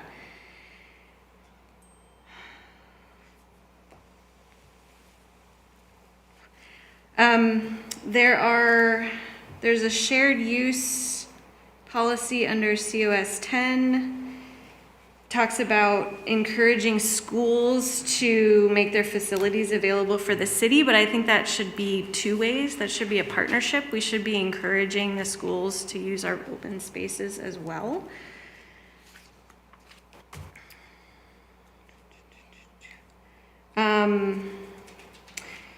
I agree with the bathroom comment, and I have it stated a little differently. We kind of have this concept of a neighborhood park versus a community park in our city, and that's, I think, where that comes from.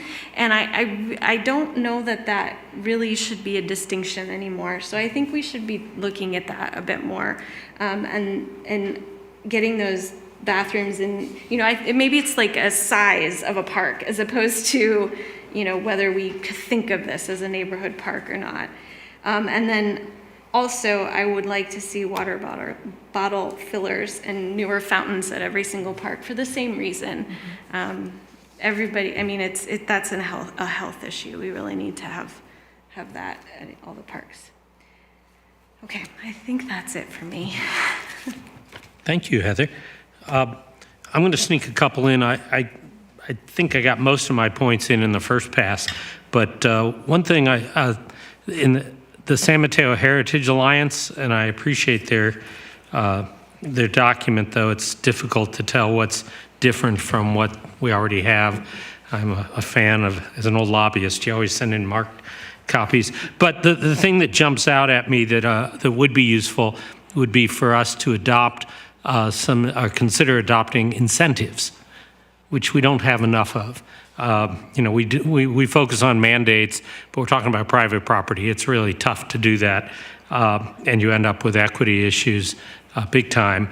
But if you can have, and they mentioned a couple places, incentives to preserve historic resources, incentive to encourage salvage and reuse.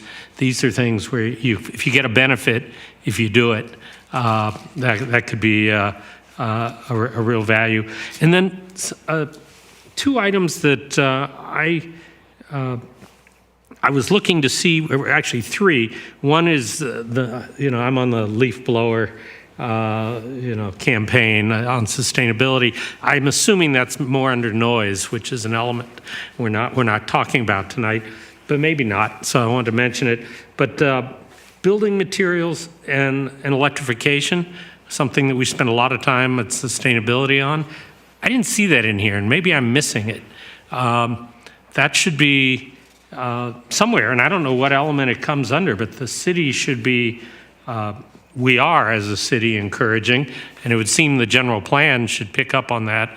It was kind of an idea brought up at this end that from a couple people that we have, we're spending a fair bit of time and appropriately talking about historic. I mean, one person's historic is another person's old and decrepit, and back and forth on it. But it's fair. It's a good discussion. And my house is also, it's actually older than yours, and it's historic, but not for reasons that anybody really knows. We can't figure it out why, and nobody important designed it. But moving forward, building materials, are a huge source of greenhouse gas. There's cement, and somewhere we ought to be focusing on using modern building materials, even if we're doing it in an architecturally pleasing style. And electrification is a huge issue. Reach codes. I mean, that's sort of out of this scope, but it should be in the general plan, I assume. So am I missing where they are, or did I actually add something? It's sustainability is a thread that runs through all of the general plan elements, so we want to find opportunities to highlight it, and that's we're highlighting that as an approach rather than a standalone element. So yeah, there should be goals that support climate change and adaptation, sustainability in all of our elements. The land use element definitely includes some pieces with regard to construction, building code, so that would be where electrification would most likely go. And I believe it's public services and facilities that have a section about energy, but I was just trying to figure, I know it's there. It's either there or land use. Okay, and it probably wouldn't hurt to fold those concepts in here when we're talking about design. Just things that are done in a sustainable way. It certainly could be a goal or part of a policy. And I will pass the microphone on to Brother Ken. I'll just comment, and thank you for all your work on this. It looks great, and I also want to thank the members who spoke before. It's actually really exciting to hear you guys talk about a number of different things that I don't think would ever come out of people's mouths back a while ago. So I'm so excited, honestly. I am very excited to hear your comments. It made me think about so many more comments. So some of them I've added in here, and some I will talk about later if it comes up.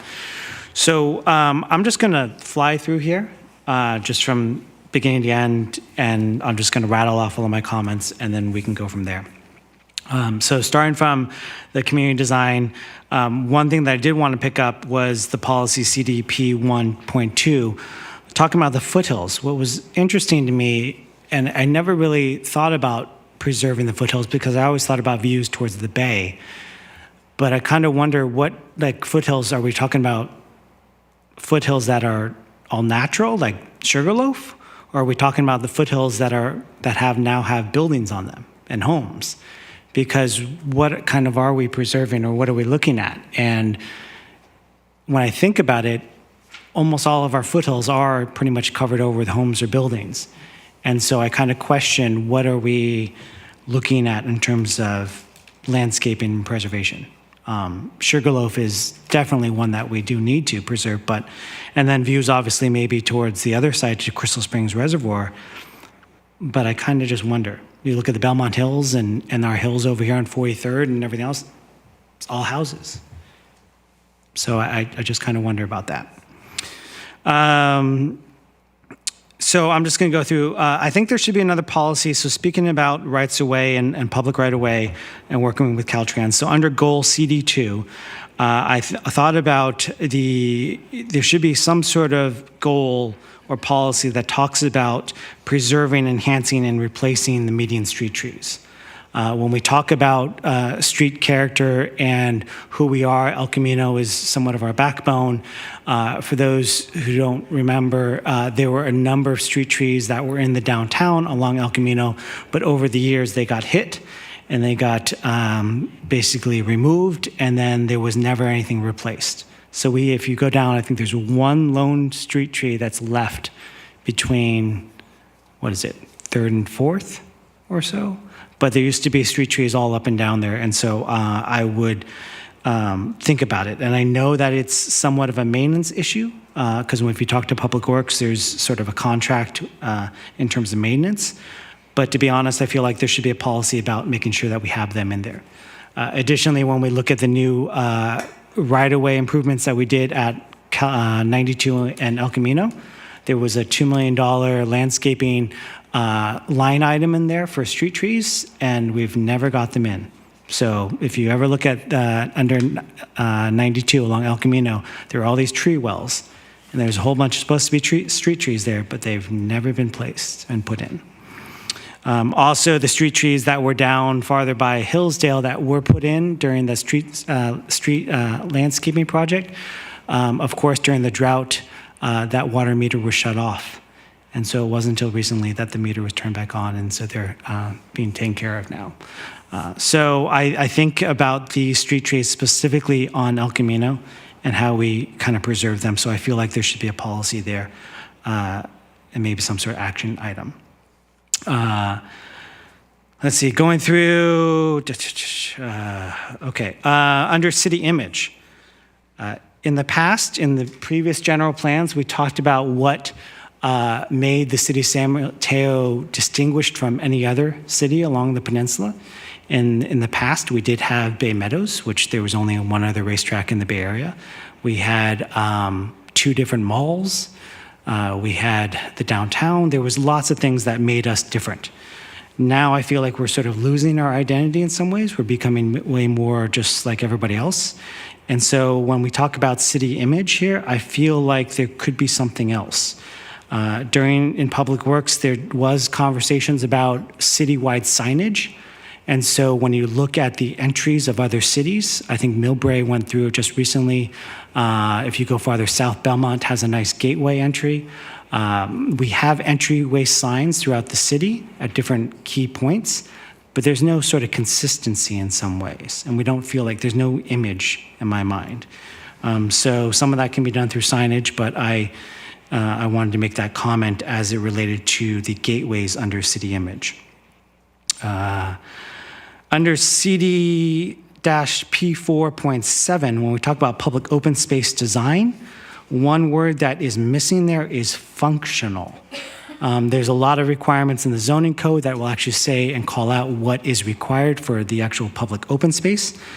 But there's a lot of examples throughout the city where developments have been put in the open space, but it's not functional because they just met the need. And so there's no place for a bench, there's no sort of active area, it's just to meet the zoning code. So I would sort of talk about functional open space.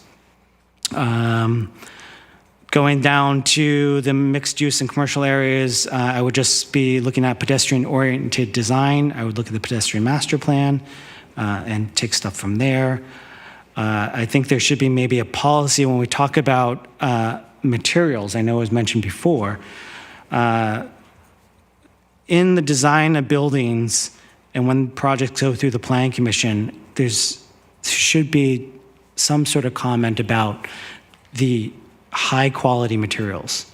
Like I feel like there's sometimes developers will come in and they will present the bare minimum, sort of the basic. And I think of a project of our a former planner, Lisa Ring, since you're name dropping all the names. Lisa worked on the Burger King on El Camino way back in the day, and they came forward with the basic Burger King package. And we found out, of course, that as a chain restaurant has 3 different levels. And we kept pushing back for higher quality, and ultimately we were able to get the higher quality package.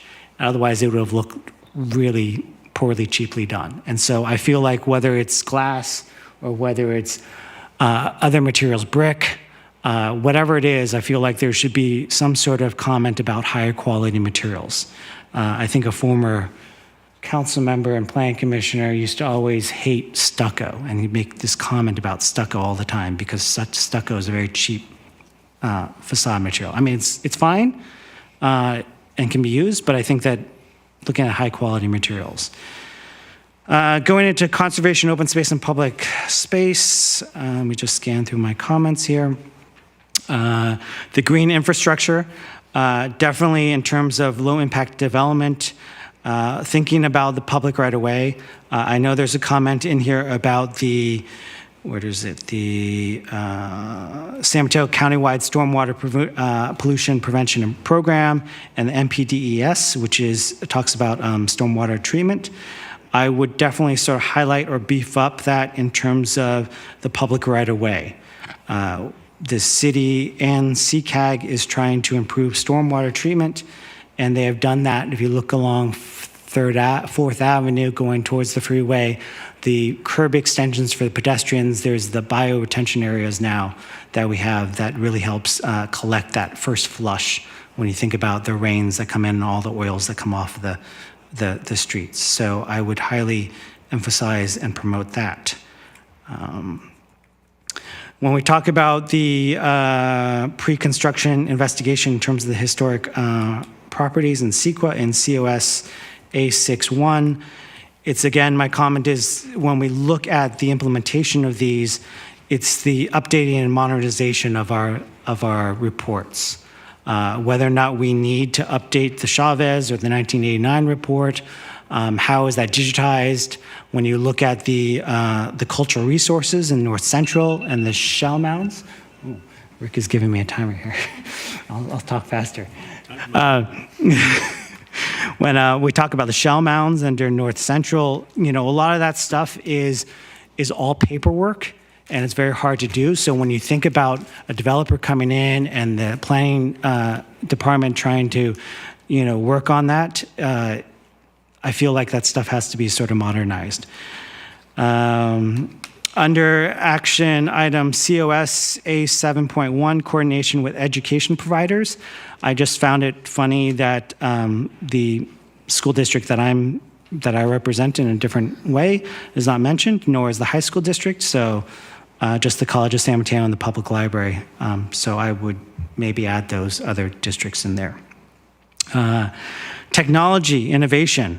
When we talk about equity under COS A8.5, public Wi-Fi was a huge issue during the pandemic. The County of San Mateo did a pilot program to implement public Wi-Fi and expand their public Wi-Fi in their county parks and also into adjacent lower income housing developments. They did focus mainly in the North Fair Oaks area. But I would encourage when we talk about technology innovation that when we talk about our parks, whether they're community or neighborhood parks, public Wi-Fi is something that we should look into providing, not just as a sort of innovation, but it's sort of an equity issue. The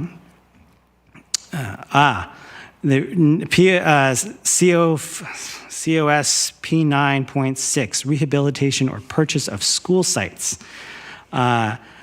I'm going to sort of somewhat wear another hat in the moment, and this relates to Bayside and Joinville Park. I'd love to see sort of an action item here. Not many people know that Joinville Park is actually owned by the San Mateo Foster City School District. It is in 1985, the City of San Mateo and the school district enter into a lease for $1 for the city to use and use that property and maintain it as a park. And because of that, and I remember, Cliff, I think you were on the facilities master plan back in the day, Parks master plan. The city has always looked into sort of expanding Joinville Park, but they can't because they don't own the property. So the school district does, and the school district has always wanted to do something, but they also don't own the adjacent Joinville Park. So the lease expires in 2040, which coincidentally happens to be the end of our general plan.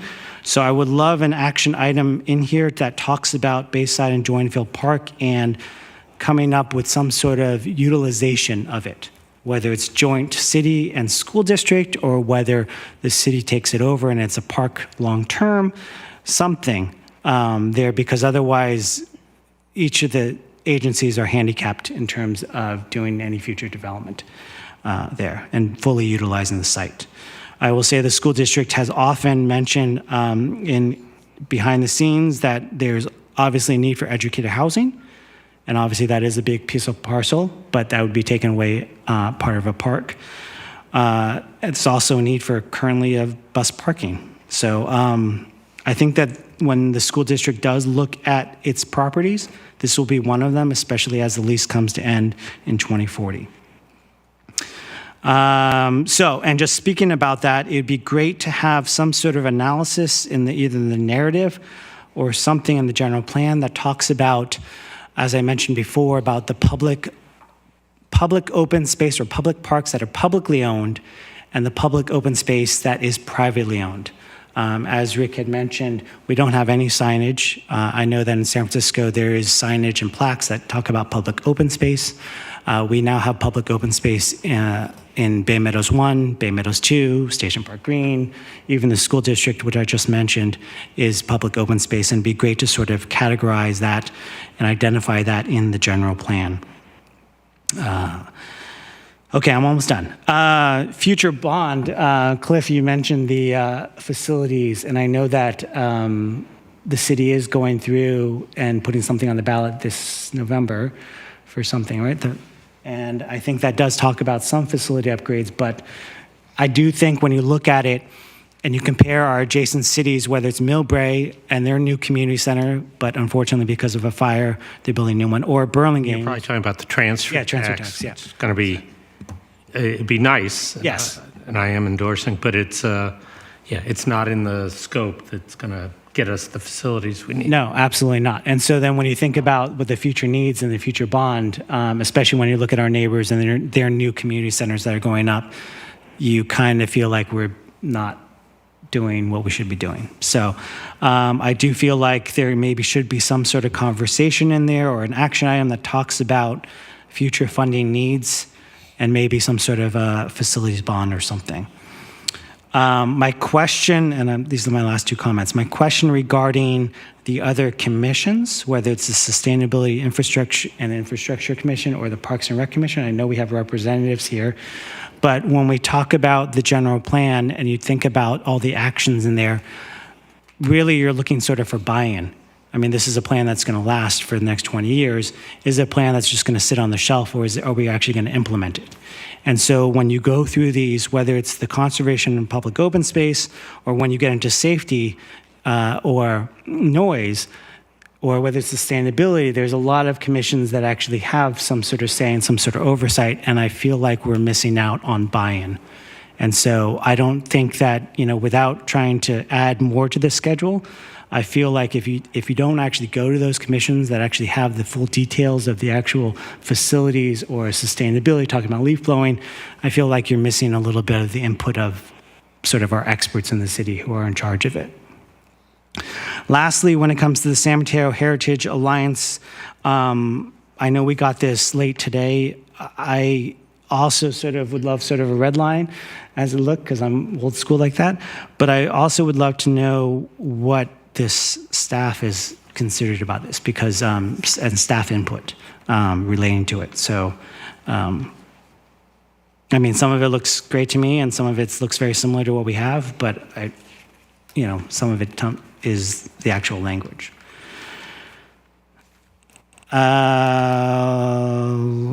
Sorry, just one last comment on the map. On the public parks and recreation facilities in COS-2, again, just Bayside, Joinville, it is highlighted there as public parks.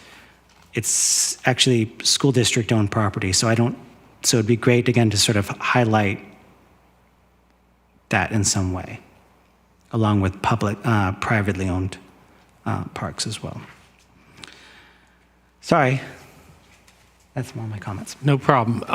Rick, one thing I missed, and I think, Zach, you were probably giving me the high sign, we were going to take a break at some point, and I don't necessarily want to cut you off, Rick. So I don't know if you're 5 or 10 minutes, or would you like to take a break and then we start with you? Does that work?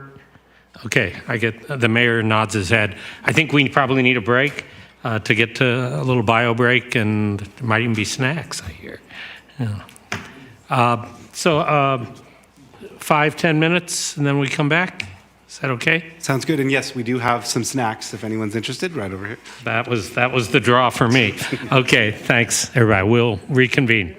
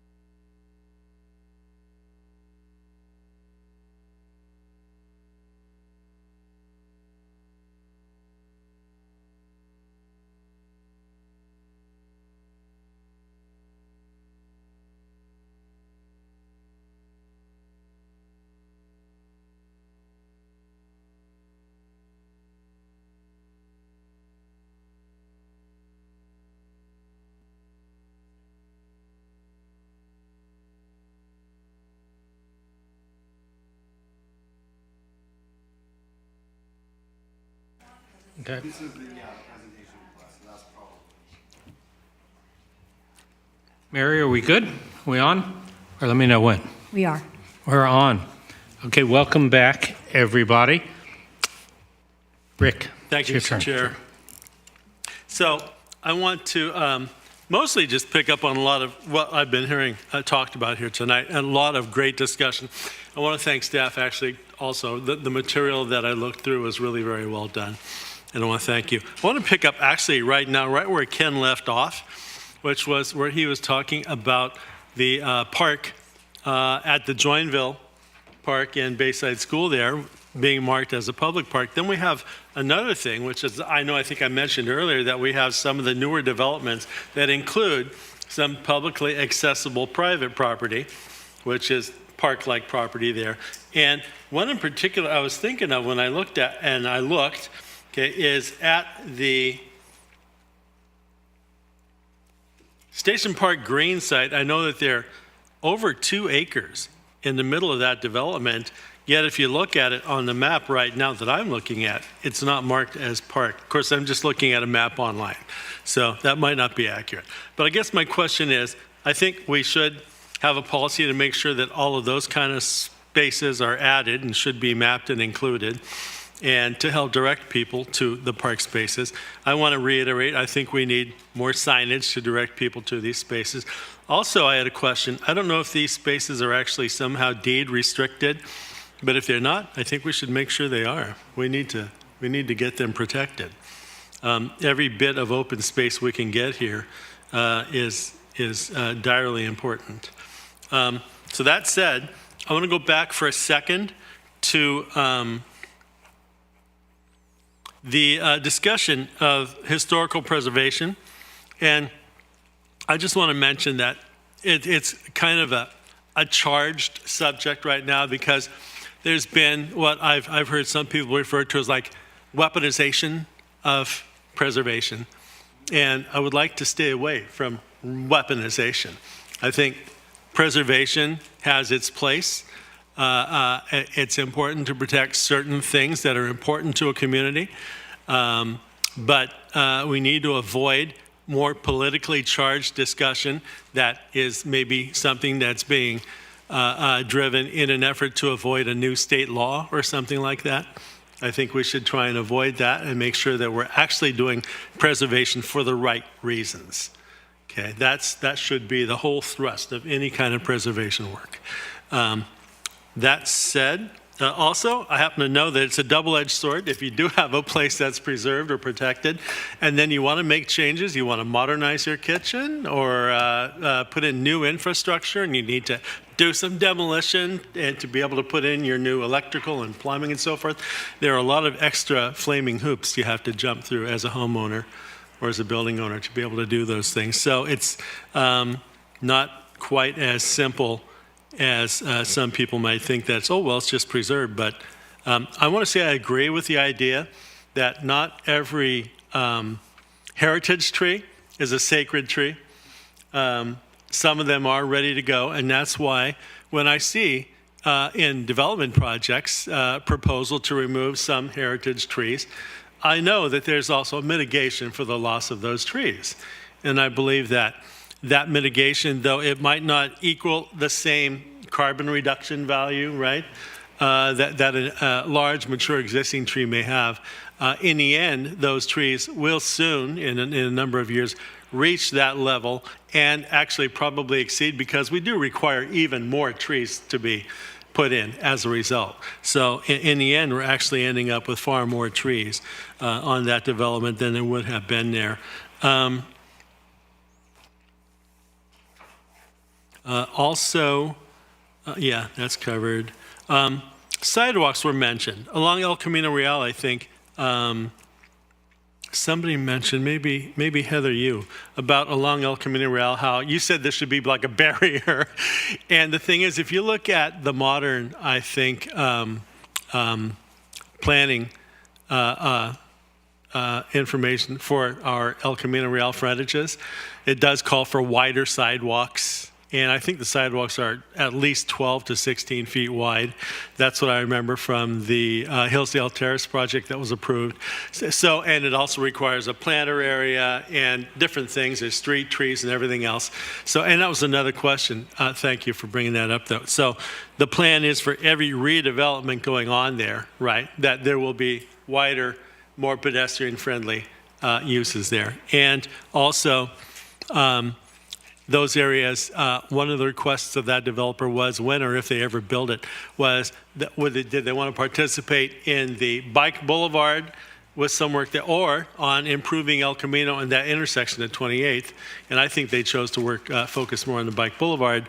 But our city is going to be doing more work in terms of whenever developments come up along El Camino to make sure that they're bicycle and pedestrian friendly.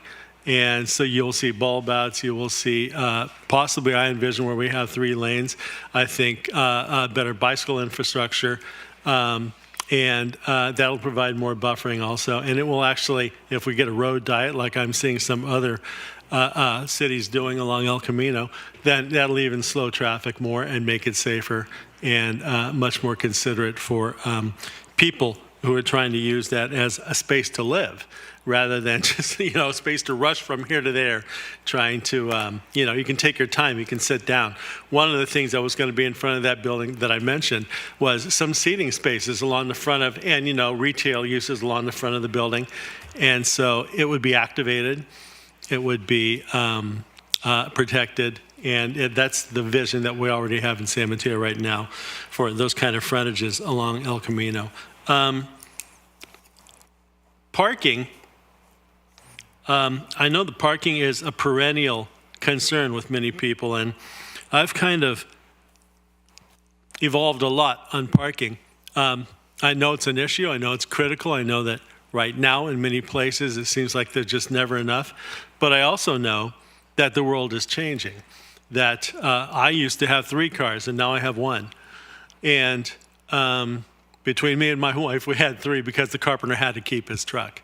So, but now I have 1. And I think that, and another thing is I went out and bought an e-bike. And now I actually ride my bike downtown and around to other places. I don't even get in the car quite often. And so I think I'm not the only one. I think there are many people who are self-selecting for a couple of things: to live in transit-oriented developments where you're closer to transportation, and if your job is someplace 2 or 3 cities north or south, you don't need a car because you can walk out of your unit, walk to your mass transit, whatever that may be, and get to where you need to go.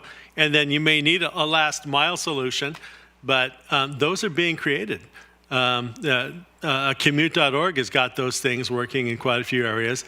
Kind of bare bones, but it needs to be done more and better, and it's going to be done, because if we're going to get livable development here, we have to get people out of the single occupancy vehicles so that the air will remain breathable and that we can have safety for people walking, kids going to school, for people riding bikes. So we have to make the world different. It's evolving, and cars and parking are not going to be a big part of it in the future. They're going to be diminishing.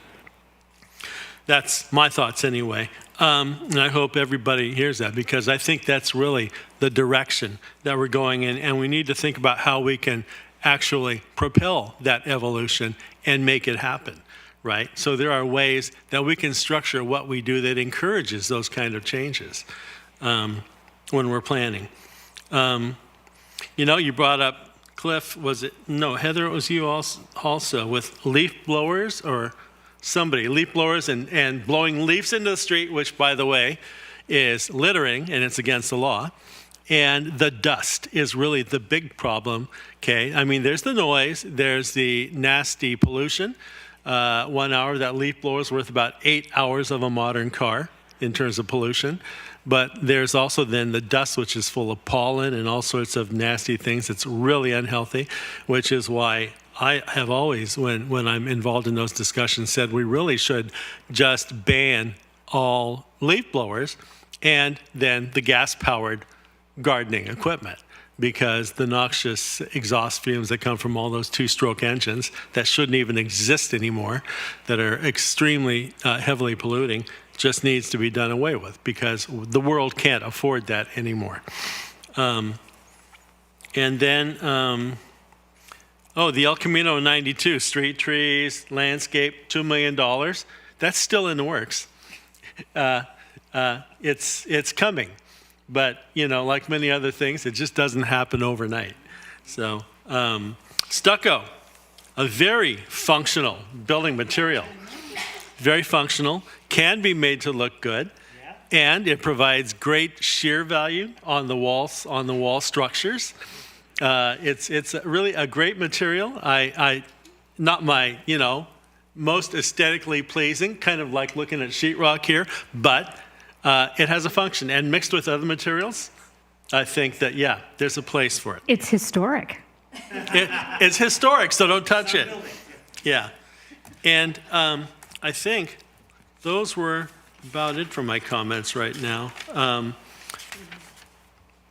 And I want to say that I'm never going to try to outdo Ken on comments, so we can just give that up. Thanks. And I never would try to outdo the old carpenter, by the way. You got me on that. First, I'd like to ask staff if they're getting kind of what they want here, and whether we're being helpful. There's not a lot of public comment, so it really is this group, which is, my perspective has been fantastic. But I need to know that it's coming. If there's more that we can give you, and then I'd be happy to open it up for discussion, but I'd get a little guidance. Is this working? Zach, go for it. Very much so. I mean, I think there's a lot of really great feedback we're getting here tonight to kind of expand, refocus, add new policies. So I think there's a lot of really good input that's being generated here tonight. Mr. Chair, I do have one other thing. Just one. Can I backtrack for a second? Yes, you may, sir. So if you could bring up the document that was sent to us on page 21, there was an item there on sustainability.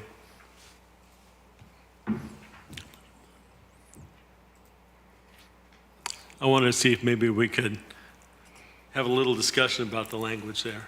So when you say, what is there a policy or a goal number? It's on page 21 of what I looked at. Oh, this is under land use, or? Page 21 would be a different element. We start at 46 or so, I think. Sustainable improvements. Yeah, I think this is it.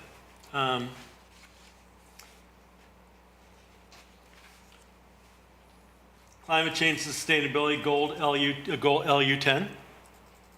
Land use, yeah. I think we're going to cover that. That's in a 2 future weeks. meeting. Yeah. Okay, good. Well, then I'll leave it until then. Thank you. Thanks, Rick. I'll be prepared then. Thanks. Why don't we start back? I'm not even going to, no, just everybody turn on your mic and chime in. I would I'm love to gonna sit chat back. about something that we've all discussed a little bit, which goes back to this idea of historic preservation, right? And I think, Adam, you brought up a really good question, which is what is driving the desire for historic preservation? And then Heather, you said some really smart things about not wanting to preclude the improvement upon buildings and, making sustainability improvements, right? And not wanting to make a hindrance on that. But going back to the question about what is driving the desire for historic preservation, having just sat through a meeting that was about historic preservation on the Planning Commission, I think there were a couple of themes that we heard. One was about the idea of wanting to preserve beautiful things, like you said. This thing is so beautiful, we shouldn't lose it. And so I think that's one motivation. Another motivation is related, but something being unique, right? And there's not many things like this anymore, so we don't want to lose it. And then there was another motivation around valuing something just because it happens to be old, right? I remember distinctly a public comment around this building was built when 2x4s were actually 2 inches by 4 inches, and we should not knock it down because that's not, that doesn't happen anymore. And I remember thinking, you don't even see the 2x4s. But clearly there's a value to the idea of something just being old. And Subcommittee Member Bonilla, I think you brought up what my biggest concern is, which is the fear that historic preservation could be used as a cudgel to prevent things, right? Or against, like you said, what if you have a neighbor and you just want to make their life difficult, and so you poke at their heritage trees or whatever.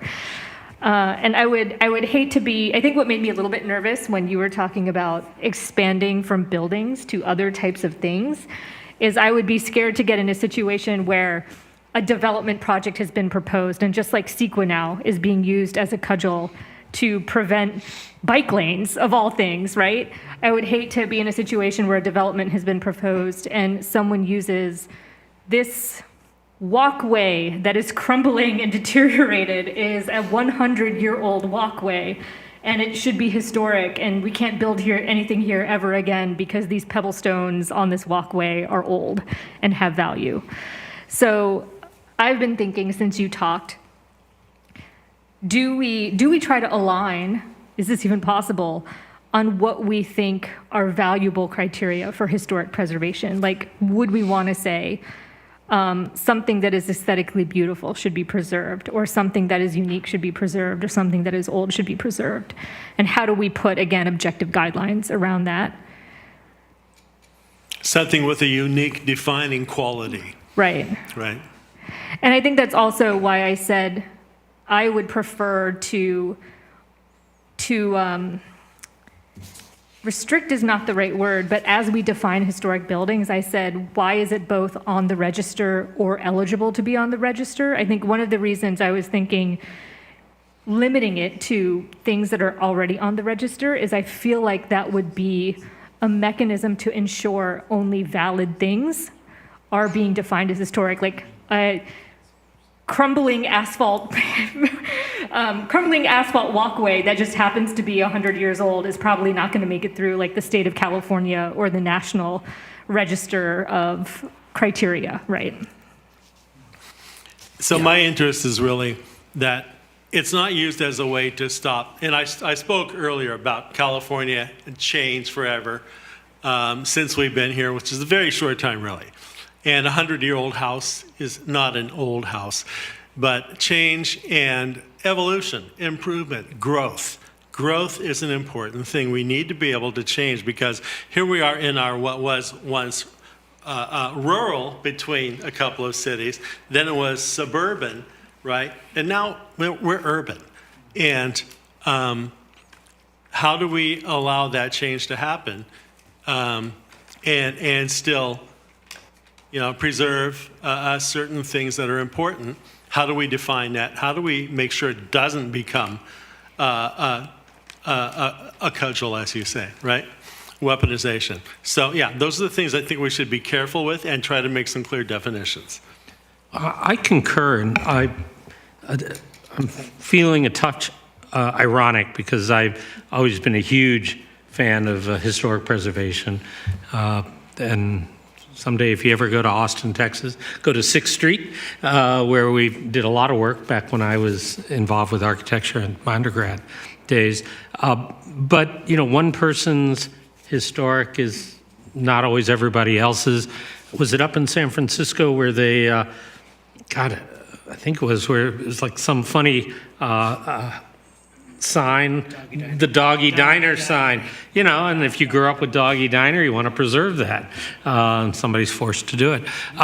And I love that thing. Yeah, okay. Yeah. I like it too, Rick, but yeah. Now, I'm actually wondering, to keep it here rather than all of us going to have a beer and talk about it later, to keep it relevant to what we're really doing here is, I'm wondering whether the general plan should focus as much on historic elements. Not to say it isn't important, but I'm not sure that it's core to our city's values going forward. I'm not saying it shouldn't be in there, and as a goal and a policy, but I don't know that I want to get down into the weeds on it because I'm I'm guessing just from sidebars that Adam and I would probably agree on what really needs to be preserved, but I'm not sure it would be what everybody else is. And if it gets codified, it runs the risk of being used as you're using cudgel sword rather than a shield. And I've witnessed a lot of really bizarre battles on this up and down the peninsula. And Yeah, I'm going to chime in here because I actually come from the perspective of the oldest is the natural, and we're not, we that have a whole different element for preserving the natural. And where do we define in history that this is significant enough to be preserved? Because we have a separate element for, the Native American resources, cultural resources that existed here. So I'm going to second what Cliff is saying, and I'm not sure that this deserves quite as much weight in here. And I would just want to say that in my experience, working in construction for many years, one of the things I learned was that sometimes when you're a superintendent, as I was, you're looking at the specifications for clear direction or the contract for clear direction. It's not there. And I would ask my project manager, what's going on? And he says, well, it's better that we leave it that way so that there is some flexibility. Everybody has in mind what the goal is at the end of the day, but how we get there, okay, is what makes the difference. So sometimes codification can be a little too heavy-handed. We could use different words like guidelines, some things that allow flexibility, because flexibility is really key to being able to, I think, have a jurisdiction move forward with the freedom to do the things it needs to do when it needs to do it. Just a quick question through the chair. There are, is it 7 or 9 elements that are required by the state to have in general plans? And I think, is conservation or historic preservation actually one of the required elements? It's a state requirement to have. Conservation is one of the required elements. Open space is listed as another required element. Many jurisdictions combine those, as we have done here, and that is often a place where historic resources are addressed, but jurisdictions have the flexibility to organize these topics in the way that best serves that community. So it's not required to be in a specific location within the general plan per se, but that's where you often see those topics come up in the general plan guidelines and in the statute. But so just to clarify, going off of what Chair Robbins was talking about, if historic resources and if we become too broad or don't mention it at all in the general plan, would we be in violation of state law by not actually including some sort of historic preservation in our general plan? I haven't necessarily heard through this conversation yet that it's a topic that we want to strip out of the general plan entirely. And the general plan guidelines or the statute doesn't say, specifically at exactly what level it needs to be addressed, or, that you have to have these requirements and these things can be flexible. So there's really a lot of leeway left up to the cities to determine. Okay. Yeah, I'm looking at, when in doubt, actually go read, right? I'm going back to looking at what I hadn't looked at in a while, which is the policies are, and the goal in the policies as a CD3 are pretty general, and even the actions, come up with, historic preservation ordinance, update and maintain this ordinance. We're not getting into the weeds as to what's in that, because I guess there's a certain amount of trust that at least that I have, that the council and the planning commission won't go too far on this, or if they will, I guess I'd be, chiming in at some point and being part of the public and making noise, or didn't go anywhere. I mean, I could imagine there are buildings downtown that as the downtown becomes even more urban and we develop, that it would make sense for the Planning Commission, for example, to suggest, see if the developer would preserve the facade or the down and then build up above it, and that preserves the character. But I guess we want to avoid this being a sword, particularly in residential battles, which is where it's a real problem.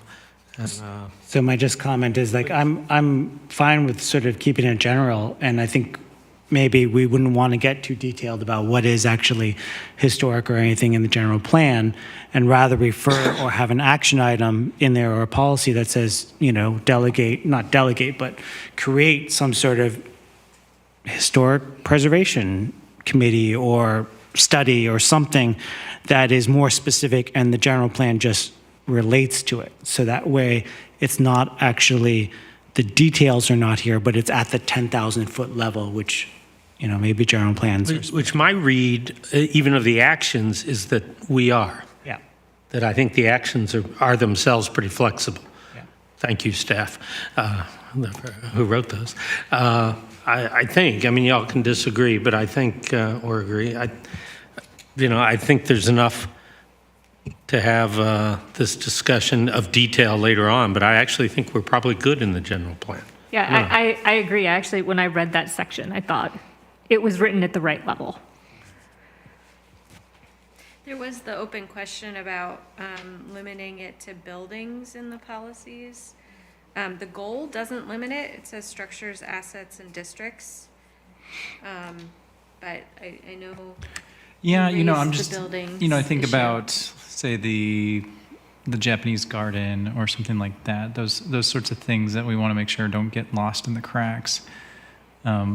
But yeah, what would be assets? That's a good example. Yeah. Non-building assets. Mm-hmm. As an example, the Central Park fence is a historic fence. So the Long El Camino. So when it actually gets hit, the city has to jump through a number of hurdles just to actually replace it. I also think about the entryways into the Glazenwood neighborhood, those pillars. Mm-hmm. Those aren't technically buildings, but those are, objects in some ways that I think signify the entry into the historic district. But then I also think that there's some little pillars or, in Baywood that are like 3 feet tall on the corners that are little obelisks that are like concrete and falling apart, but those have been there for maybe a century or so, but those are just random in the middle, and I don't know if anyone would consider those historic. I think that they were maybe horse posts at one time, but are we keeping those, So I think this is sort of a gray area. Yeah. Yeah, I think, it is important that we can balance this to get the right amount of buy-in from folks who are concerned about it, perhaps more than others. But also, like, I just studying kind of the history of historical preservation, there wasn't a huge push for it prior to, 70 years ago, 60, 70 years ago. And I think a lot of it had to do with just the dramatic change in the built environment that occurred at that time last century. And I think a big driver in it is an aesthetic preference, and not just an aesthetic preference, but even a functional preference for more human-scaled places that people are afraid to lose. The aspect of historical, events or people is not a huge thing in San Mateo. In the grand scheme of things, like, before I moved here, I know, Ken, you're like, before I moved here, I to California, I lived in Haddonfield, New Jersey, which is where New Jersey signed in this little inn on the main strip where New Jersey signed itself into a state during the Revolutionary period. And that is, that to me is like a historically significant thing to preserve. There are cool places that I want to keep, and there are some interesting stories to them in San Mateo that are important for us to not lose. But I think most of the historical preservation drive is an aesthetic thing. I think that's the driver, and that doesn't mean, that's not to downplay it, because there's important aesthetic aspects that were kind of lost in the post-war period that we kind of need to rebuild. And part of that is ensuring that we rebuild the confidence in the public that what's going to be built is as good or better, because that was not an issue 100 years ago. Like, for the most part, people generally expected something new to be a little bit better than what was old, and that kind of got lost. Like, Notre Dame in Paris had a church there before it was built, and people were like, no, don't. And they were not like, no, don't tear this down, because the church that was replacing it was, cooler. And like, that's just a common thing. Like, places got pretty much better, and stuff that wasn't cool, stuff that people didn't like, got torn down and got replaced. And over time, things that people liked got kept. And the drive, I think, for a lot of the historical preservation is a fear of losing some of the nicest buildings or coolest places that we have. And that's going to be a tension that we're never going to relieve unless we have a proven track record of producing buildings from a code that are people love. And I think that that's where we need to get to, is having a design standards, objective design standards that can really do that. And that may be beyond what most cities have done so far, but I think that that's where a lot of people are going to want it. And if we can get something that people can agree on, hey, these objective design standards are pretty good, and then if development can just do that pretty fluidly and without much resistance from a process standpoint, I think that that's where I would like to see things happening, where things are. Well, and I think in this city, I'm going to cap it in effect by saying I think the general plan language works for what we're supposed to do here. But I think, where the rubber's going to hit the road in this city is in the infill developments around downtown. Mm-hmm. Whether it's meets the height limits or not, and we can, measure them or not, whatever, your feelings on those sort of subjects. If they're ugly, it's going to piss people off. If they're done well, human scale, and attractive, over time, people, instead of saying, oh gosh, why do we have all these ugly buildings, will say, oh, isn't this great, going down San Mateo Avenue or whatever, and build. In the residential area, it really is, it's more of a weapon. And I mean, I used to be on the neighborhood association in Little San Mateo Park, and design review would come up and people would fight and say, this isn't the character in the park. And I go, well, yeah, we have some Maybachs, we have some great houses here, and we got all sorts of stuff. What's the character?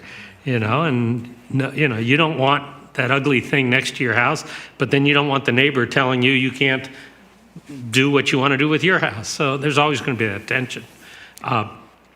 Playing on that, Please. if I may jump in, there was one other thing that made me nervous in the way that the general plan is written in the draft, which is it mentioned not just sites that are on the historic register and sites that are eligible, but there was something about adjacent sites too.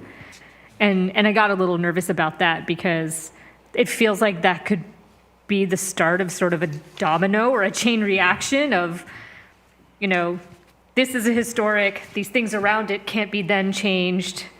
What about the things that are next to the things that can't be changed? Because if the things next to the thing can't be changed, eventually they become historic too. And do you end up sort of freezing everything in amber in that way? Though I think, unless I'm reading it wrong, and I'll defer to staff, but I hear what you're saying, Seema, but I think it's sufficiently high level, and that I think I personally would be okay living with it, knowing that, and I don't know a good example in San Mateo, but I can think of some in other places where you might say, look, this district, we do need to keep it. It's the Gaslight District. We got to be careful, and we need to keep what's next to it. A zone of historic value. But I don't know, do people think we can move on or not? I don't want to. I would just go back to maybe we don't say preserve historic buildings and we say preserve historic assets, just because I do think we have things in San Mateo that aren't buildings. Just have it more broad. Just do Sorry? it. Just have that one word and keep it more broad. Instead of buildings, yeah. In CDP 3.1? Yeah, and then I don't know if that requires a definition. We still may want the definition of a historic building. So I'll leave that to staff to figure that out for the next round of review, whether that needs change as well.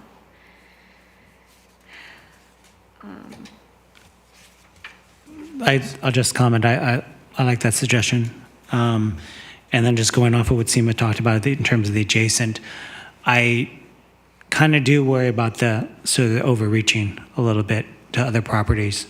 Like, unless it's sort of like Glazen Wood where it's a historic district, or if we designate like 19th Avenue Park, not 19th Avenue, the neighborhood with all the Eichlers. 19th Avenue you know, Park. right?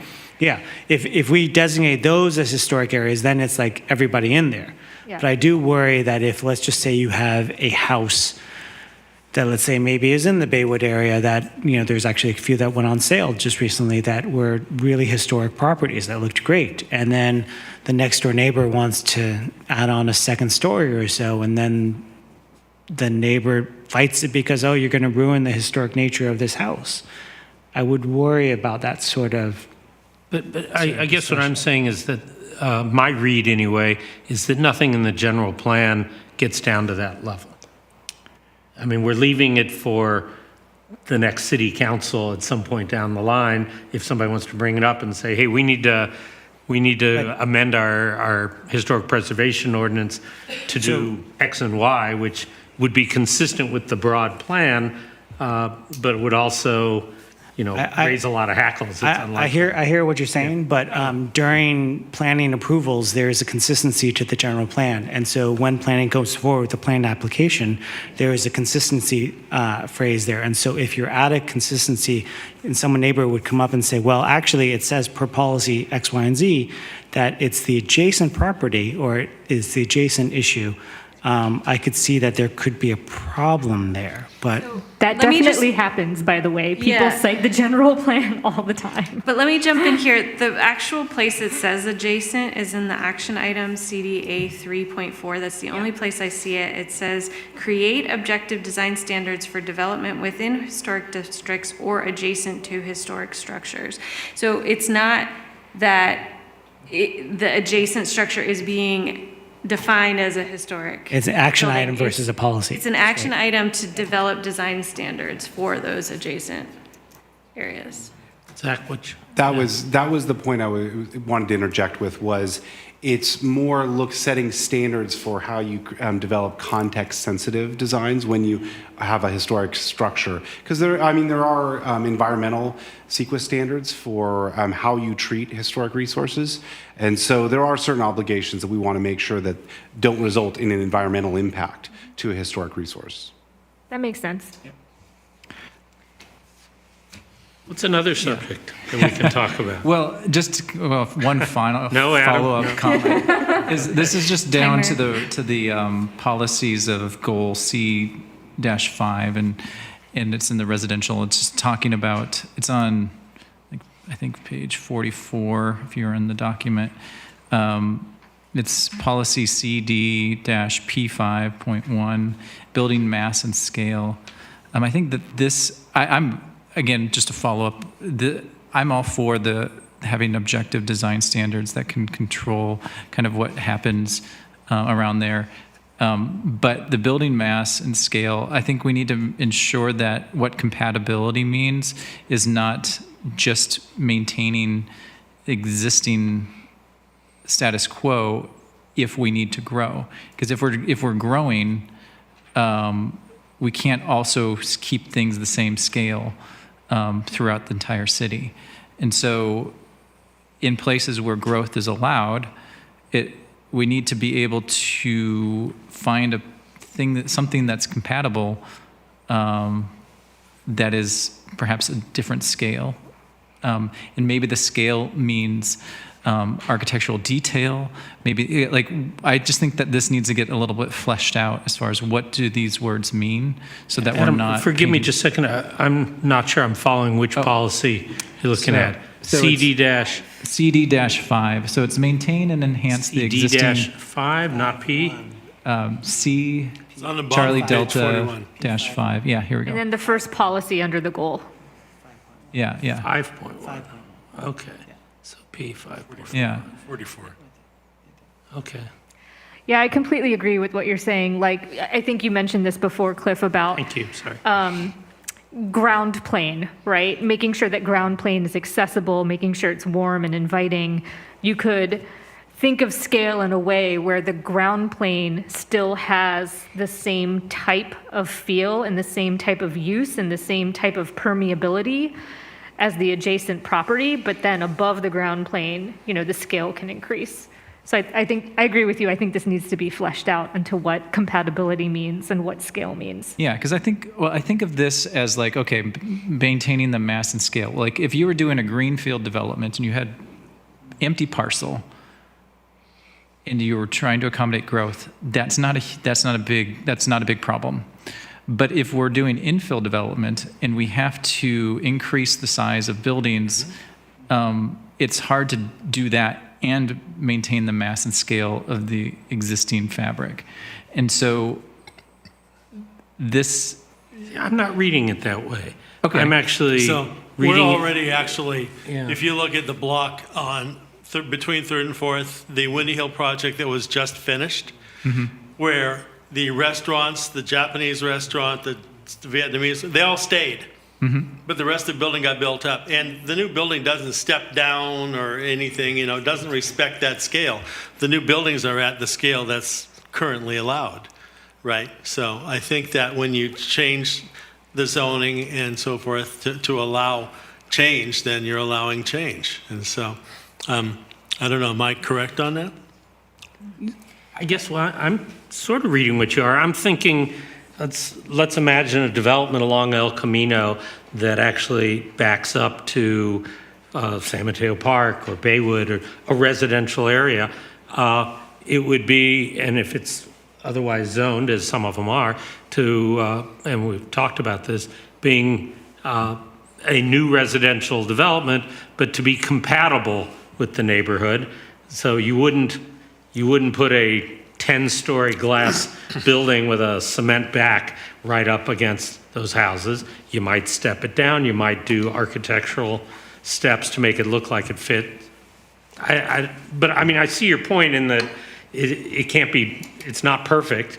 But I think this allows, it just encourages an attempt to make flow and rather than be glaring. But that's my read. Maybe. Yeah, and this is something it's not straightforward because we want to make sure that it's not jarringly inconsistent as well as you walk around. Like, you think of the Darth Vader building on First and Ellsworth, and like that's right out there, and like I can see how people would not want to have that happen, but there's also the important aspect of we can't have this policy fight agreed upon land use massing, and so this just to me needs to be fleshed out so that we can have zero conflict in our future, or less conflict. I would flip it. Instead of saying we have to flesh it out, I would just be more specific with what we don't mean. Might be easier to say compatible does not mean matching existing. And then perhaps we're more open to the discussion later. Yeah. Also, the word encourage is doing a lot of heavy lifting there, right? It doesn't say require, it says encourage. And so I think that builds in the flexibility that subcommittee member Bonilla was talking about, right? There's a little bit of gray area there. So this is in the residential section here. So to me, and I believe this may be a carryover from the old general plan because it sounds very familiar, but where I see this as the issue, and when I think about like single-family homes, it's the second-story additions. So when I think about like North Shoreview area where there's mainly single-family homes and someone wants to put up a second-story addition, someone comes and says, well, that's not compatible with the neighborhood, right? And so the issue is you kind of need, someone to have built a second-story addition, so therefore you can point that, hey, there's a second-story addition in my neighborhood and now it's actually compatible. I'd almost make the argument of actually just removing the word compatible and just say encouraging new residential development within the scale of the surrounding neighborhood. I mean, being compatible, it's sort of a word choice that makes it restrictive. And I know when people did second-story additions, they used to say, no, there's no second-story addition around. And people had to come in and say, with a map, and said, actually, here's my map of 2 blocks, and there's one here, one here, one here. There just doesn't happen to be one right next to the actual addition. I'll be honest, I think compatible and encourage are flexible, and so I find this policy doesn't trouble me at all, other than it's got a typo at the end. Instead of scale the surrounding neighboring, of the neighborhood or neighboring residences. But that's just me. Yes, staff for just a second. Oh, yeah. Go ahead. Just to quickly interject, that policy is a carryover from the current general plan. And I did scroll to the next page, and it might be worth pointing out if you look at P5.3, maybe P5.3 is better accomplishing what's being discussed up here, and maybe it's a carryover that doesn't need to take place.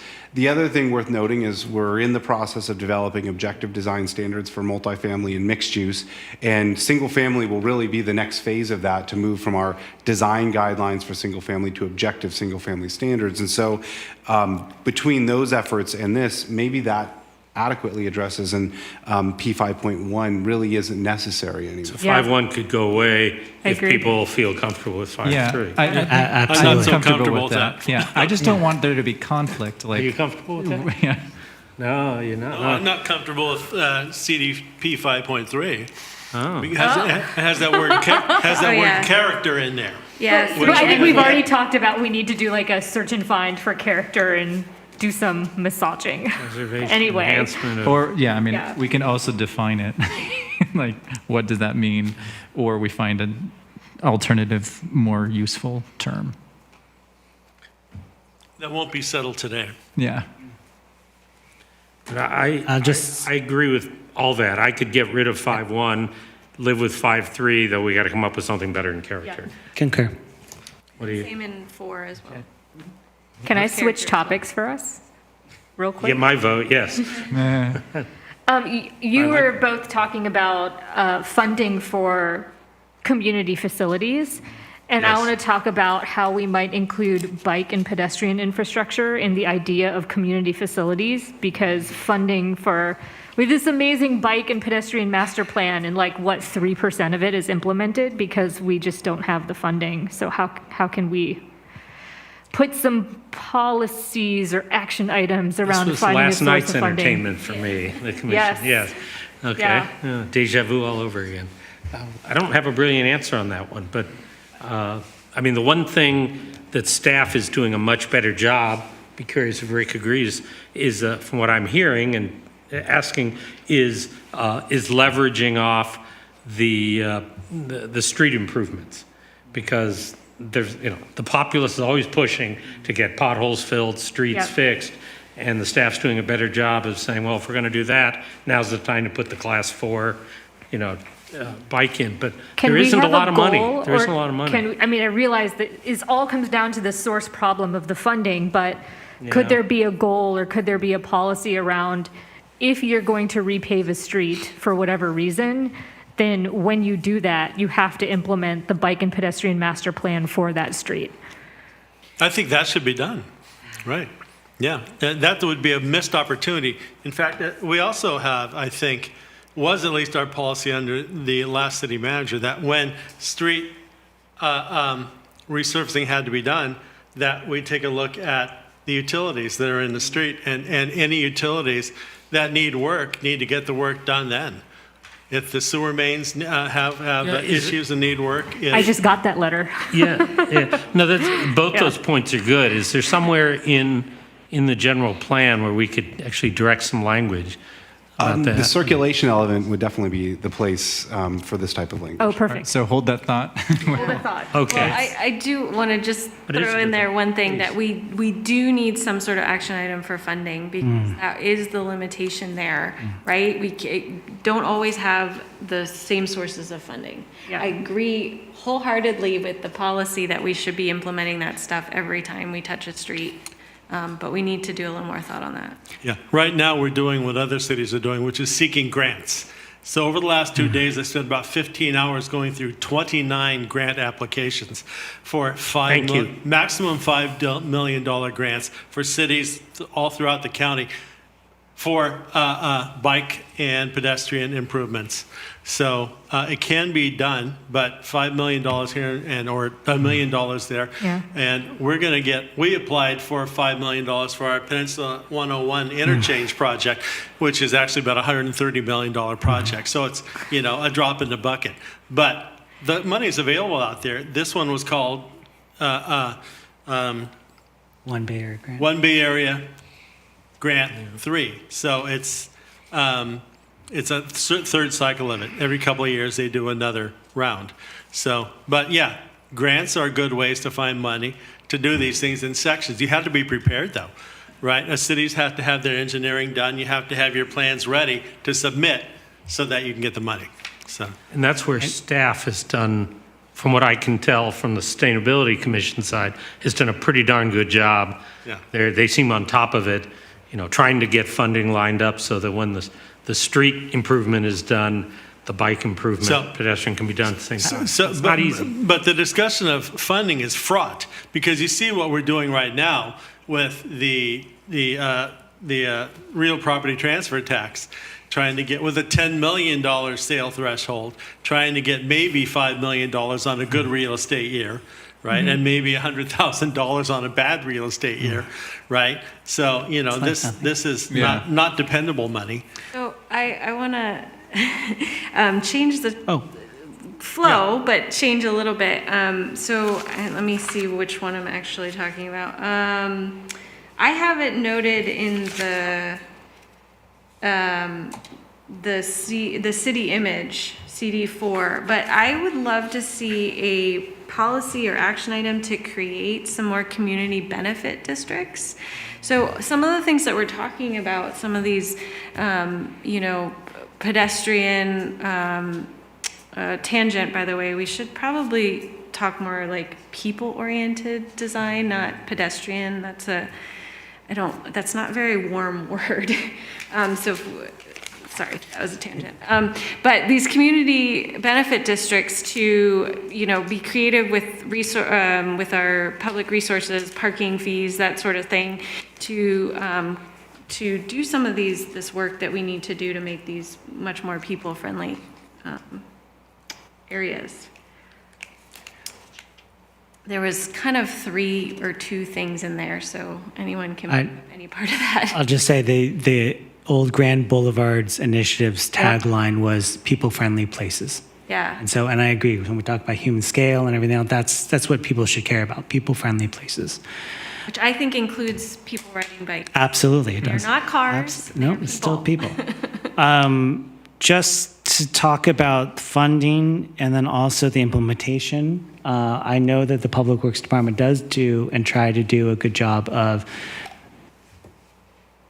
combining the projects per se, but the problem is it balloons the budget like crazy. And so a lot of times if the timing doesn't work out, they just go with whatever. And so I would lean to the commissioners on the Sustainability and the Infrastructure Commission to maybe put pressure to put them all together in some ways.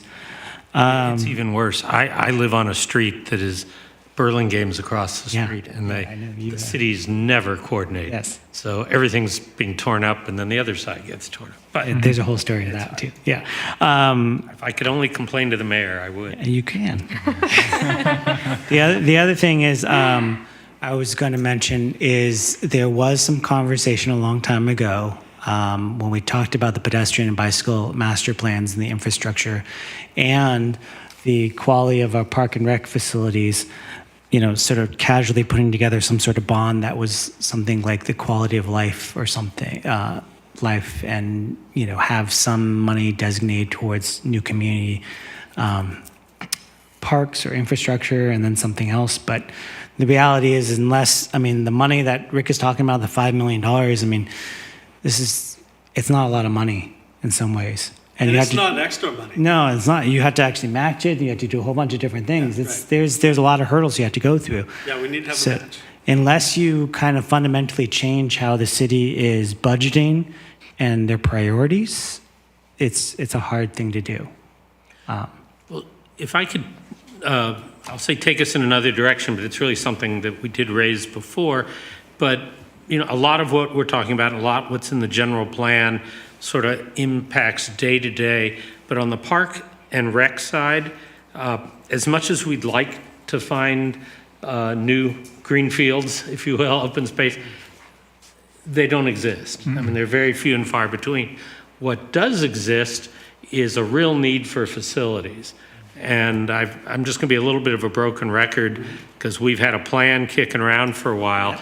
And this is, I'm also trying to be responsive to what I think our citizens, what our constituents, if you will, really want. We definitely, and I know you get it at planning, there are certain squeaky wheels that come out, but the folks on the east side of town, on the other side of 101 for sure, but even just east of El Camino in certain neighborhoods are really underserved by recreational facilities. Yes.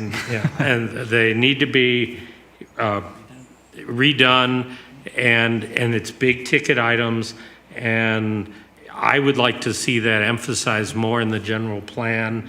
I know it's more hopeful than it is practical, but if it's in the general plan, I think it's going to not only be responsive to what people want out there, a big chunk of folks who maybe don't speak up and show up, but are there, but it'll also, I think it goes to the core of what makes cities great and functional and what this city could use to be great and functional.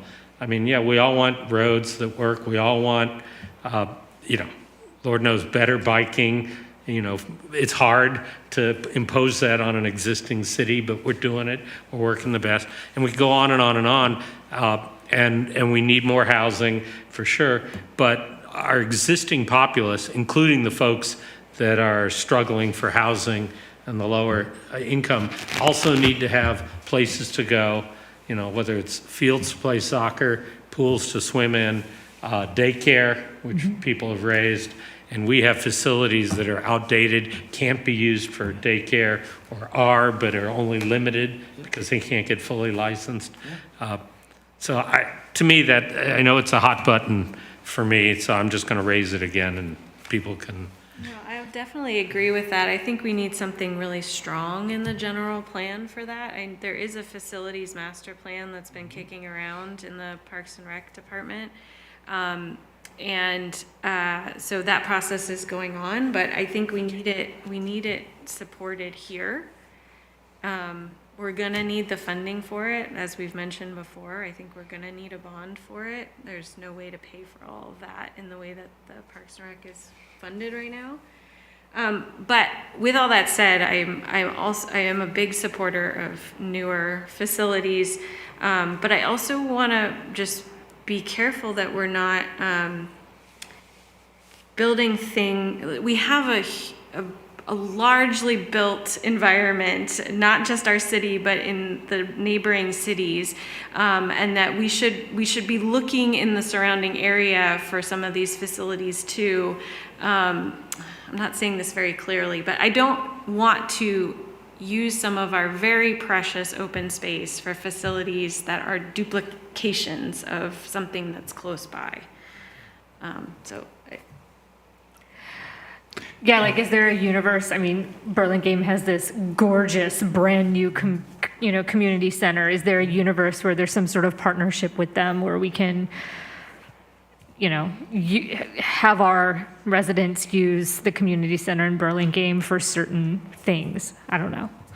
I think existing open space or open areas is pretty sacred. I think it's refurbishing and rebuilding facilities is where the action is. With the One one exception. exception. Yeah. Bay Meadows Bay Meadows, is supposed yeah. to be a huge life center space or building. Unless you live there. Yeah, unless you live Because if you live there, it's a blight on the landscape. Even though Sorry, that's. I didn't say that, did I know that park was designed a certain way, and we could go back and look at the documentation, but the Bay Meadows crowd is out there somewhere. Just, Not happy. off of that conversation, and trying not to put on my school district hat, but the thought is that there is a relationship between the city and the two school districts that we have here. When San Mateo High School was rebuilding their gym, the city of San Mateo does have access to it, right? And so, in fact, the city seal is on the gym floor. That kind of partnership and coordination would be great if there was some sort of policy or some sort of action item in the general plan to further promote that coordination. Yeah, because it's also, to be fair, and I know your other hat, it's honored more in the breach. I mean, the relationship between the city and the school districts has always been awkward, and I think it'd be good to make it improved, and if it was in the general plan, it might be something that could be worked on. I mean, do you disagree? No, I'm not I don't. pointing fingers No, as to who no, did it I before my absolutely time, agree. but- No, well, it's an ebb and flow. Yeah. But the San Mateo Foster City School District just did build 3 brand new gyms, all within walking distance from a lot of our neighborhoods. So at our middle schools. At Bayside Joinville, there is an agreement with the city of San Mateo for the city to use it, but not for the other ones. So I would just say that when we look at, it'd be great again if we could build new and have tons of more land and everything else. But when you look at infill and you look at existing facilities, when you look at partnerships and stuff, You're right. there's an Well, 'cause opportunity. Adam made the point, and you're right. I mean, that's a resource that I tend to forget about, but that if it's in the plan, it could really be better utilized. Yeah. I have another topic as we're good. barreling towards the end time here, which is a few people, and I think public commenters, brought up the idea of what is our city identity and have we lost it over time? And so in my world, in my professional world, I started to hear all these things, and what we would do is we would create a brand identity package. And so I wonder if we should have some sort of language about creating a city brand identity, and that could include everything from what sets us apart from surrounding cities. It could include a style guide. So as we think about a master signage and wayfinding plan, we have a unified look and feel for all of that. You could even conceivably wrap your objective design standards into this if you're talking about a fully comprehensive brand identity package. So I wonder if we should have an effort around that and define who we are as an identity. I think we do need to sell this general plan to the public. This is something the public needs to have buy-in, and I actually think that's a good idea, especially when people can see pictures of this is what our design standards or this is what this policy will produce. People can see, oh, that's because it's very obscure to most people who are probably not paying attention, and I think that would be nice. It's also more work for staff, but That's usually something that's outsourced to consultants that do that for. Yeah, but I'm just thinking in yes. terms of this does need to get approval from the public. Yeah. Yes, I absolutely agree that we should have something. I do believe, in my opinion, that we've lost sort of our identity. Bay Meadows was part of it. The 2 malls, shopping centers that we had was part of it. Being right here at the San Mateo Bridge was part of it, and the Hills and CSM. Our foodiness that we were, back in the day, what was it? Remember, we were voted best small food town or something like that. Remember, Marcus? Yes, yes, that's right. Yes, we're branded. Yes, and we're in some publications. But I do believe that we don't, in my opinion, we don't necessarily have one. And I would absolutely agree that it'd be great to do something, but there is some sort of cost to that. So, Of course. yeah. Yeah. I think the downtown is an iconic part, and it could become even more iconic. I think just the scale, like the size of the downtown is different than, Palo Alto or even Redwood City. And that has, a uniqueness to it that could be built upon. That's, personally, that's what I think of when I think of San Mateo's identity is the downtown more than anything else. One of our more prominent neighborhood activists there was an old, back in the day, used to call us the heart of the peninsula. And that was coined for, I forget when, however ago. It's sort of like Redwood City's the thing. shopping center, Hillsdale. They actually have that licensed. That's right, yes. But then you think Redwood City was something like the best weather, climate by Yeah, climate best by government tax. Yeah, there's some slogan or something, but I agree, there's something we need, so. When I moved here, people told me, oh, San Mateo, that is the best place to get ramen in the entire Bay Area. That's not a bad, I don't see it having a lot of market, but it's not a bad thing. Yes. Yeah. Let's Yeah, branding would be nice. It's just, you don't want to spend millions of dollars to come up with the N logo that Oh, no. remember the NBC did when somebody in Nebraska came up with it for like $500 and already had copyrighted it. Wow, competition. There you go. Yeah. Citywide competition for the best slogan. Yeah. We are kind of running up against the time. Any other thoughts while we're Yeah. here? Well, I just wanted to mention, there's a lot of stuff that we haven't touched on, and that's, in some sense, staff, you did a great job. There's not much to build upon on that, from my opinion. So, when we're talking about stormwater management and such, it seems really solid. So. One thing I do think is missing in the air quality section is something about reduction of vehicle trips. We have that in our climate action plan. Climate action I think it belongs there too. I would wholeheartedly agree. We do focus on that within our circulation element. There's a strong discussion about reduction of VMT. Okay. I would say include it because it has an air quality effect as well. Yeah, I'd like to even when see it you're in every electric, section. even electric vehicles have an air quality issue. It's part of our climate action plan, actually. Yeah. Anything else? Folks, staff? Everybody's still awake? I appreciate that. We could wait. What? All right. Go ahead. So one last question. One last. We're talking a lot about Bayside Joinville and being on a map and that sort of thing. There's a property, the Parks and Rec Department calls it the Dale Ave property. I don't know if that belongs on a map, but it belongs in a discussion because it's supposed to be a park. It's currently being used for construction for the treatment plant, but it is another open space that we haven't utilized. So I think there should be something about that. I do think we have something generally about, I remember reading about developing whatever space, trying to find new space in parks.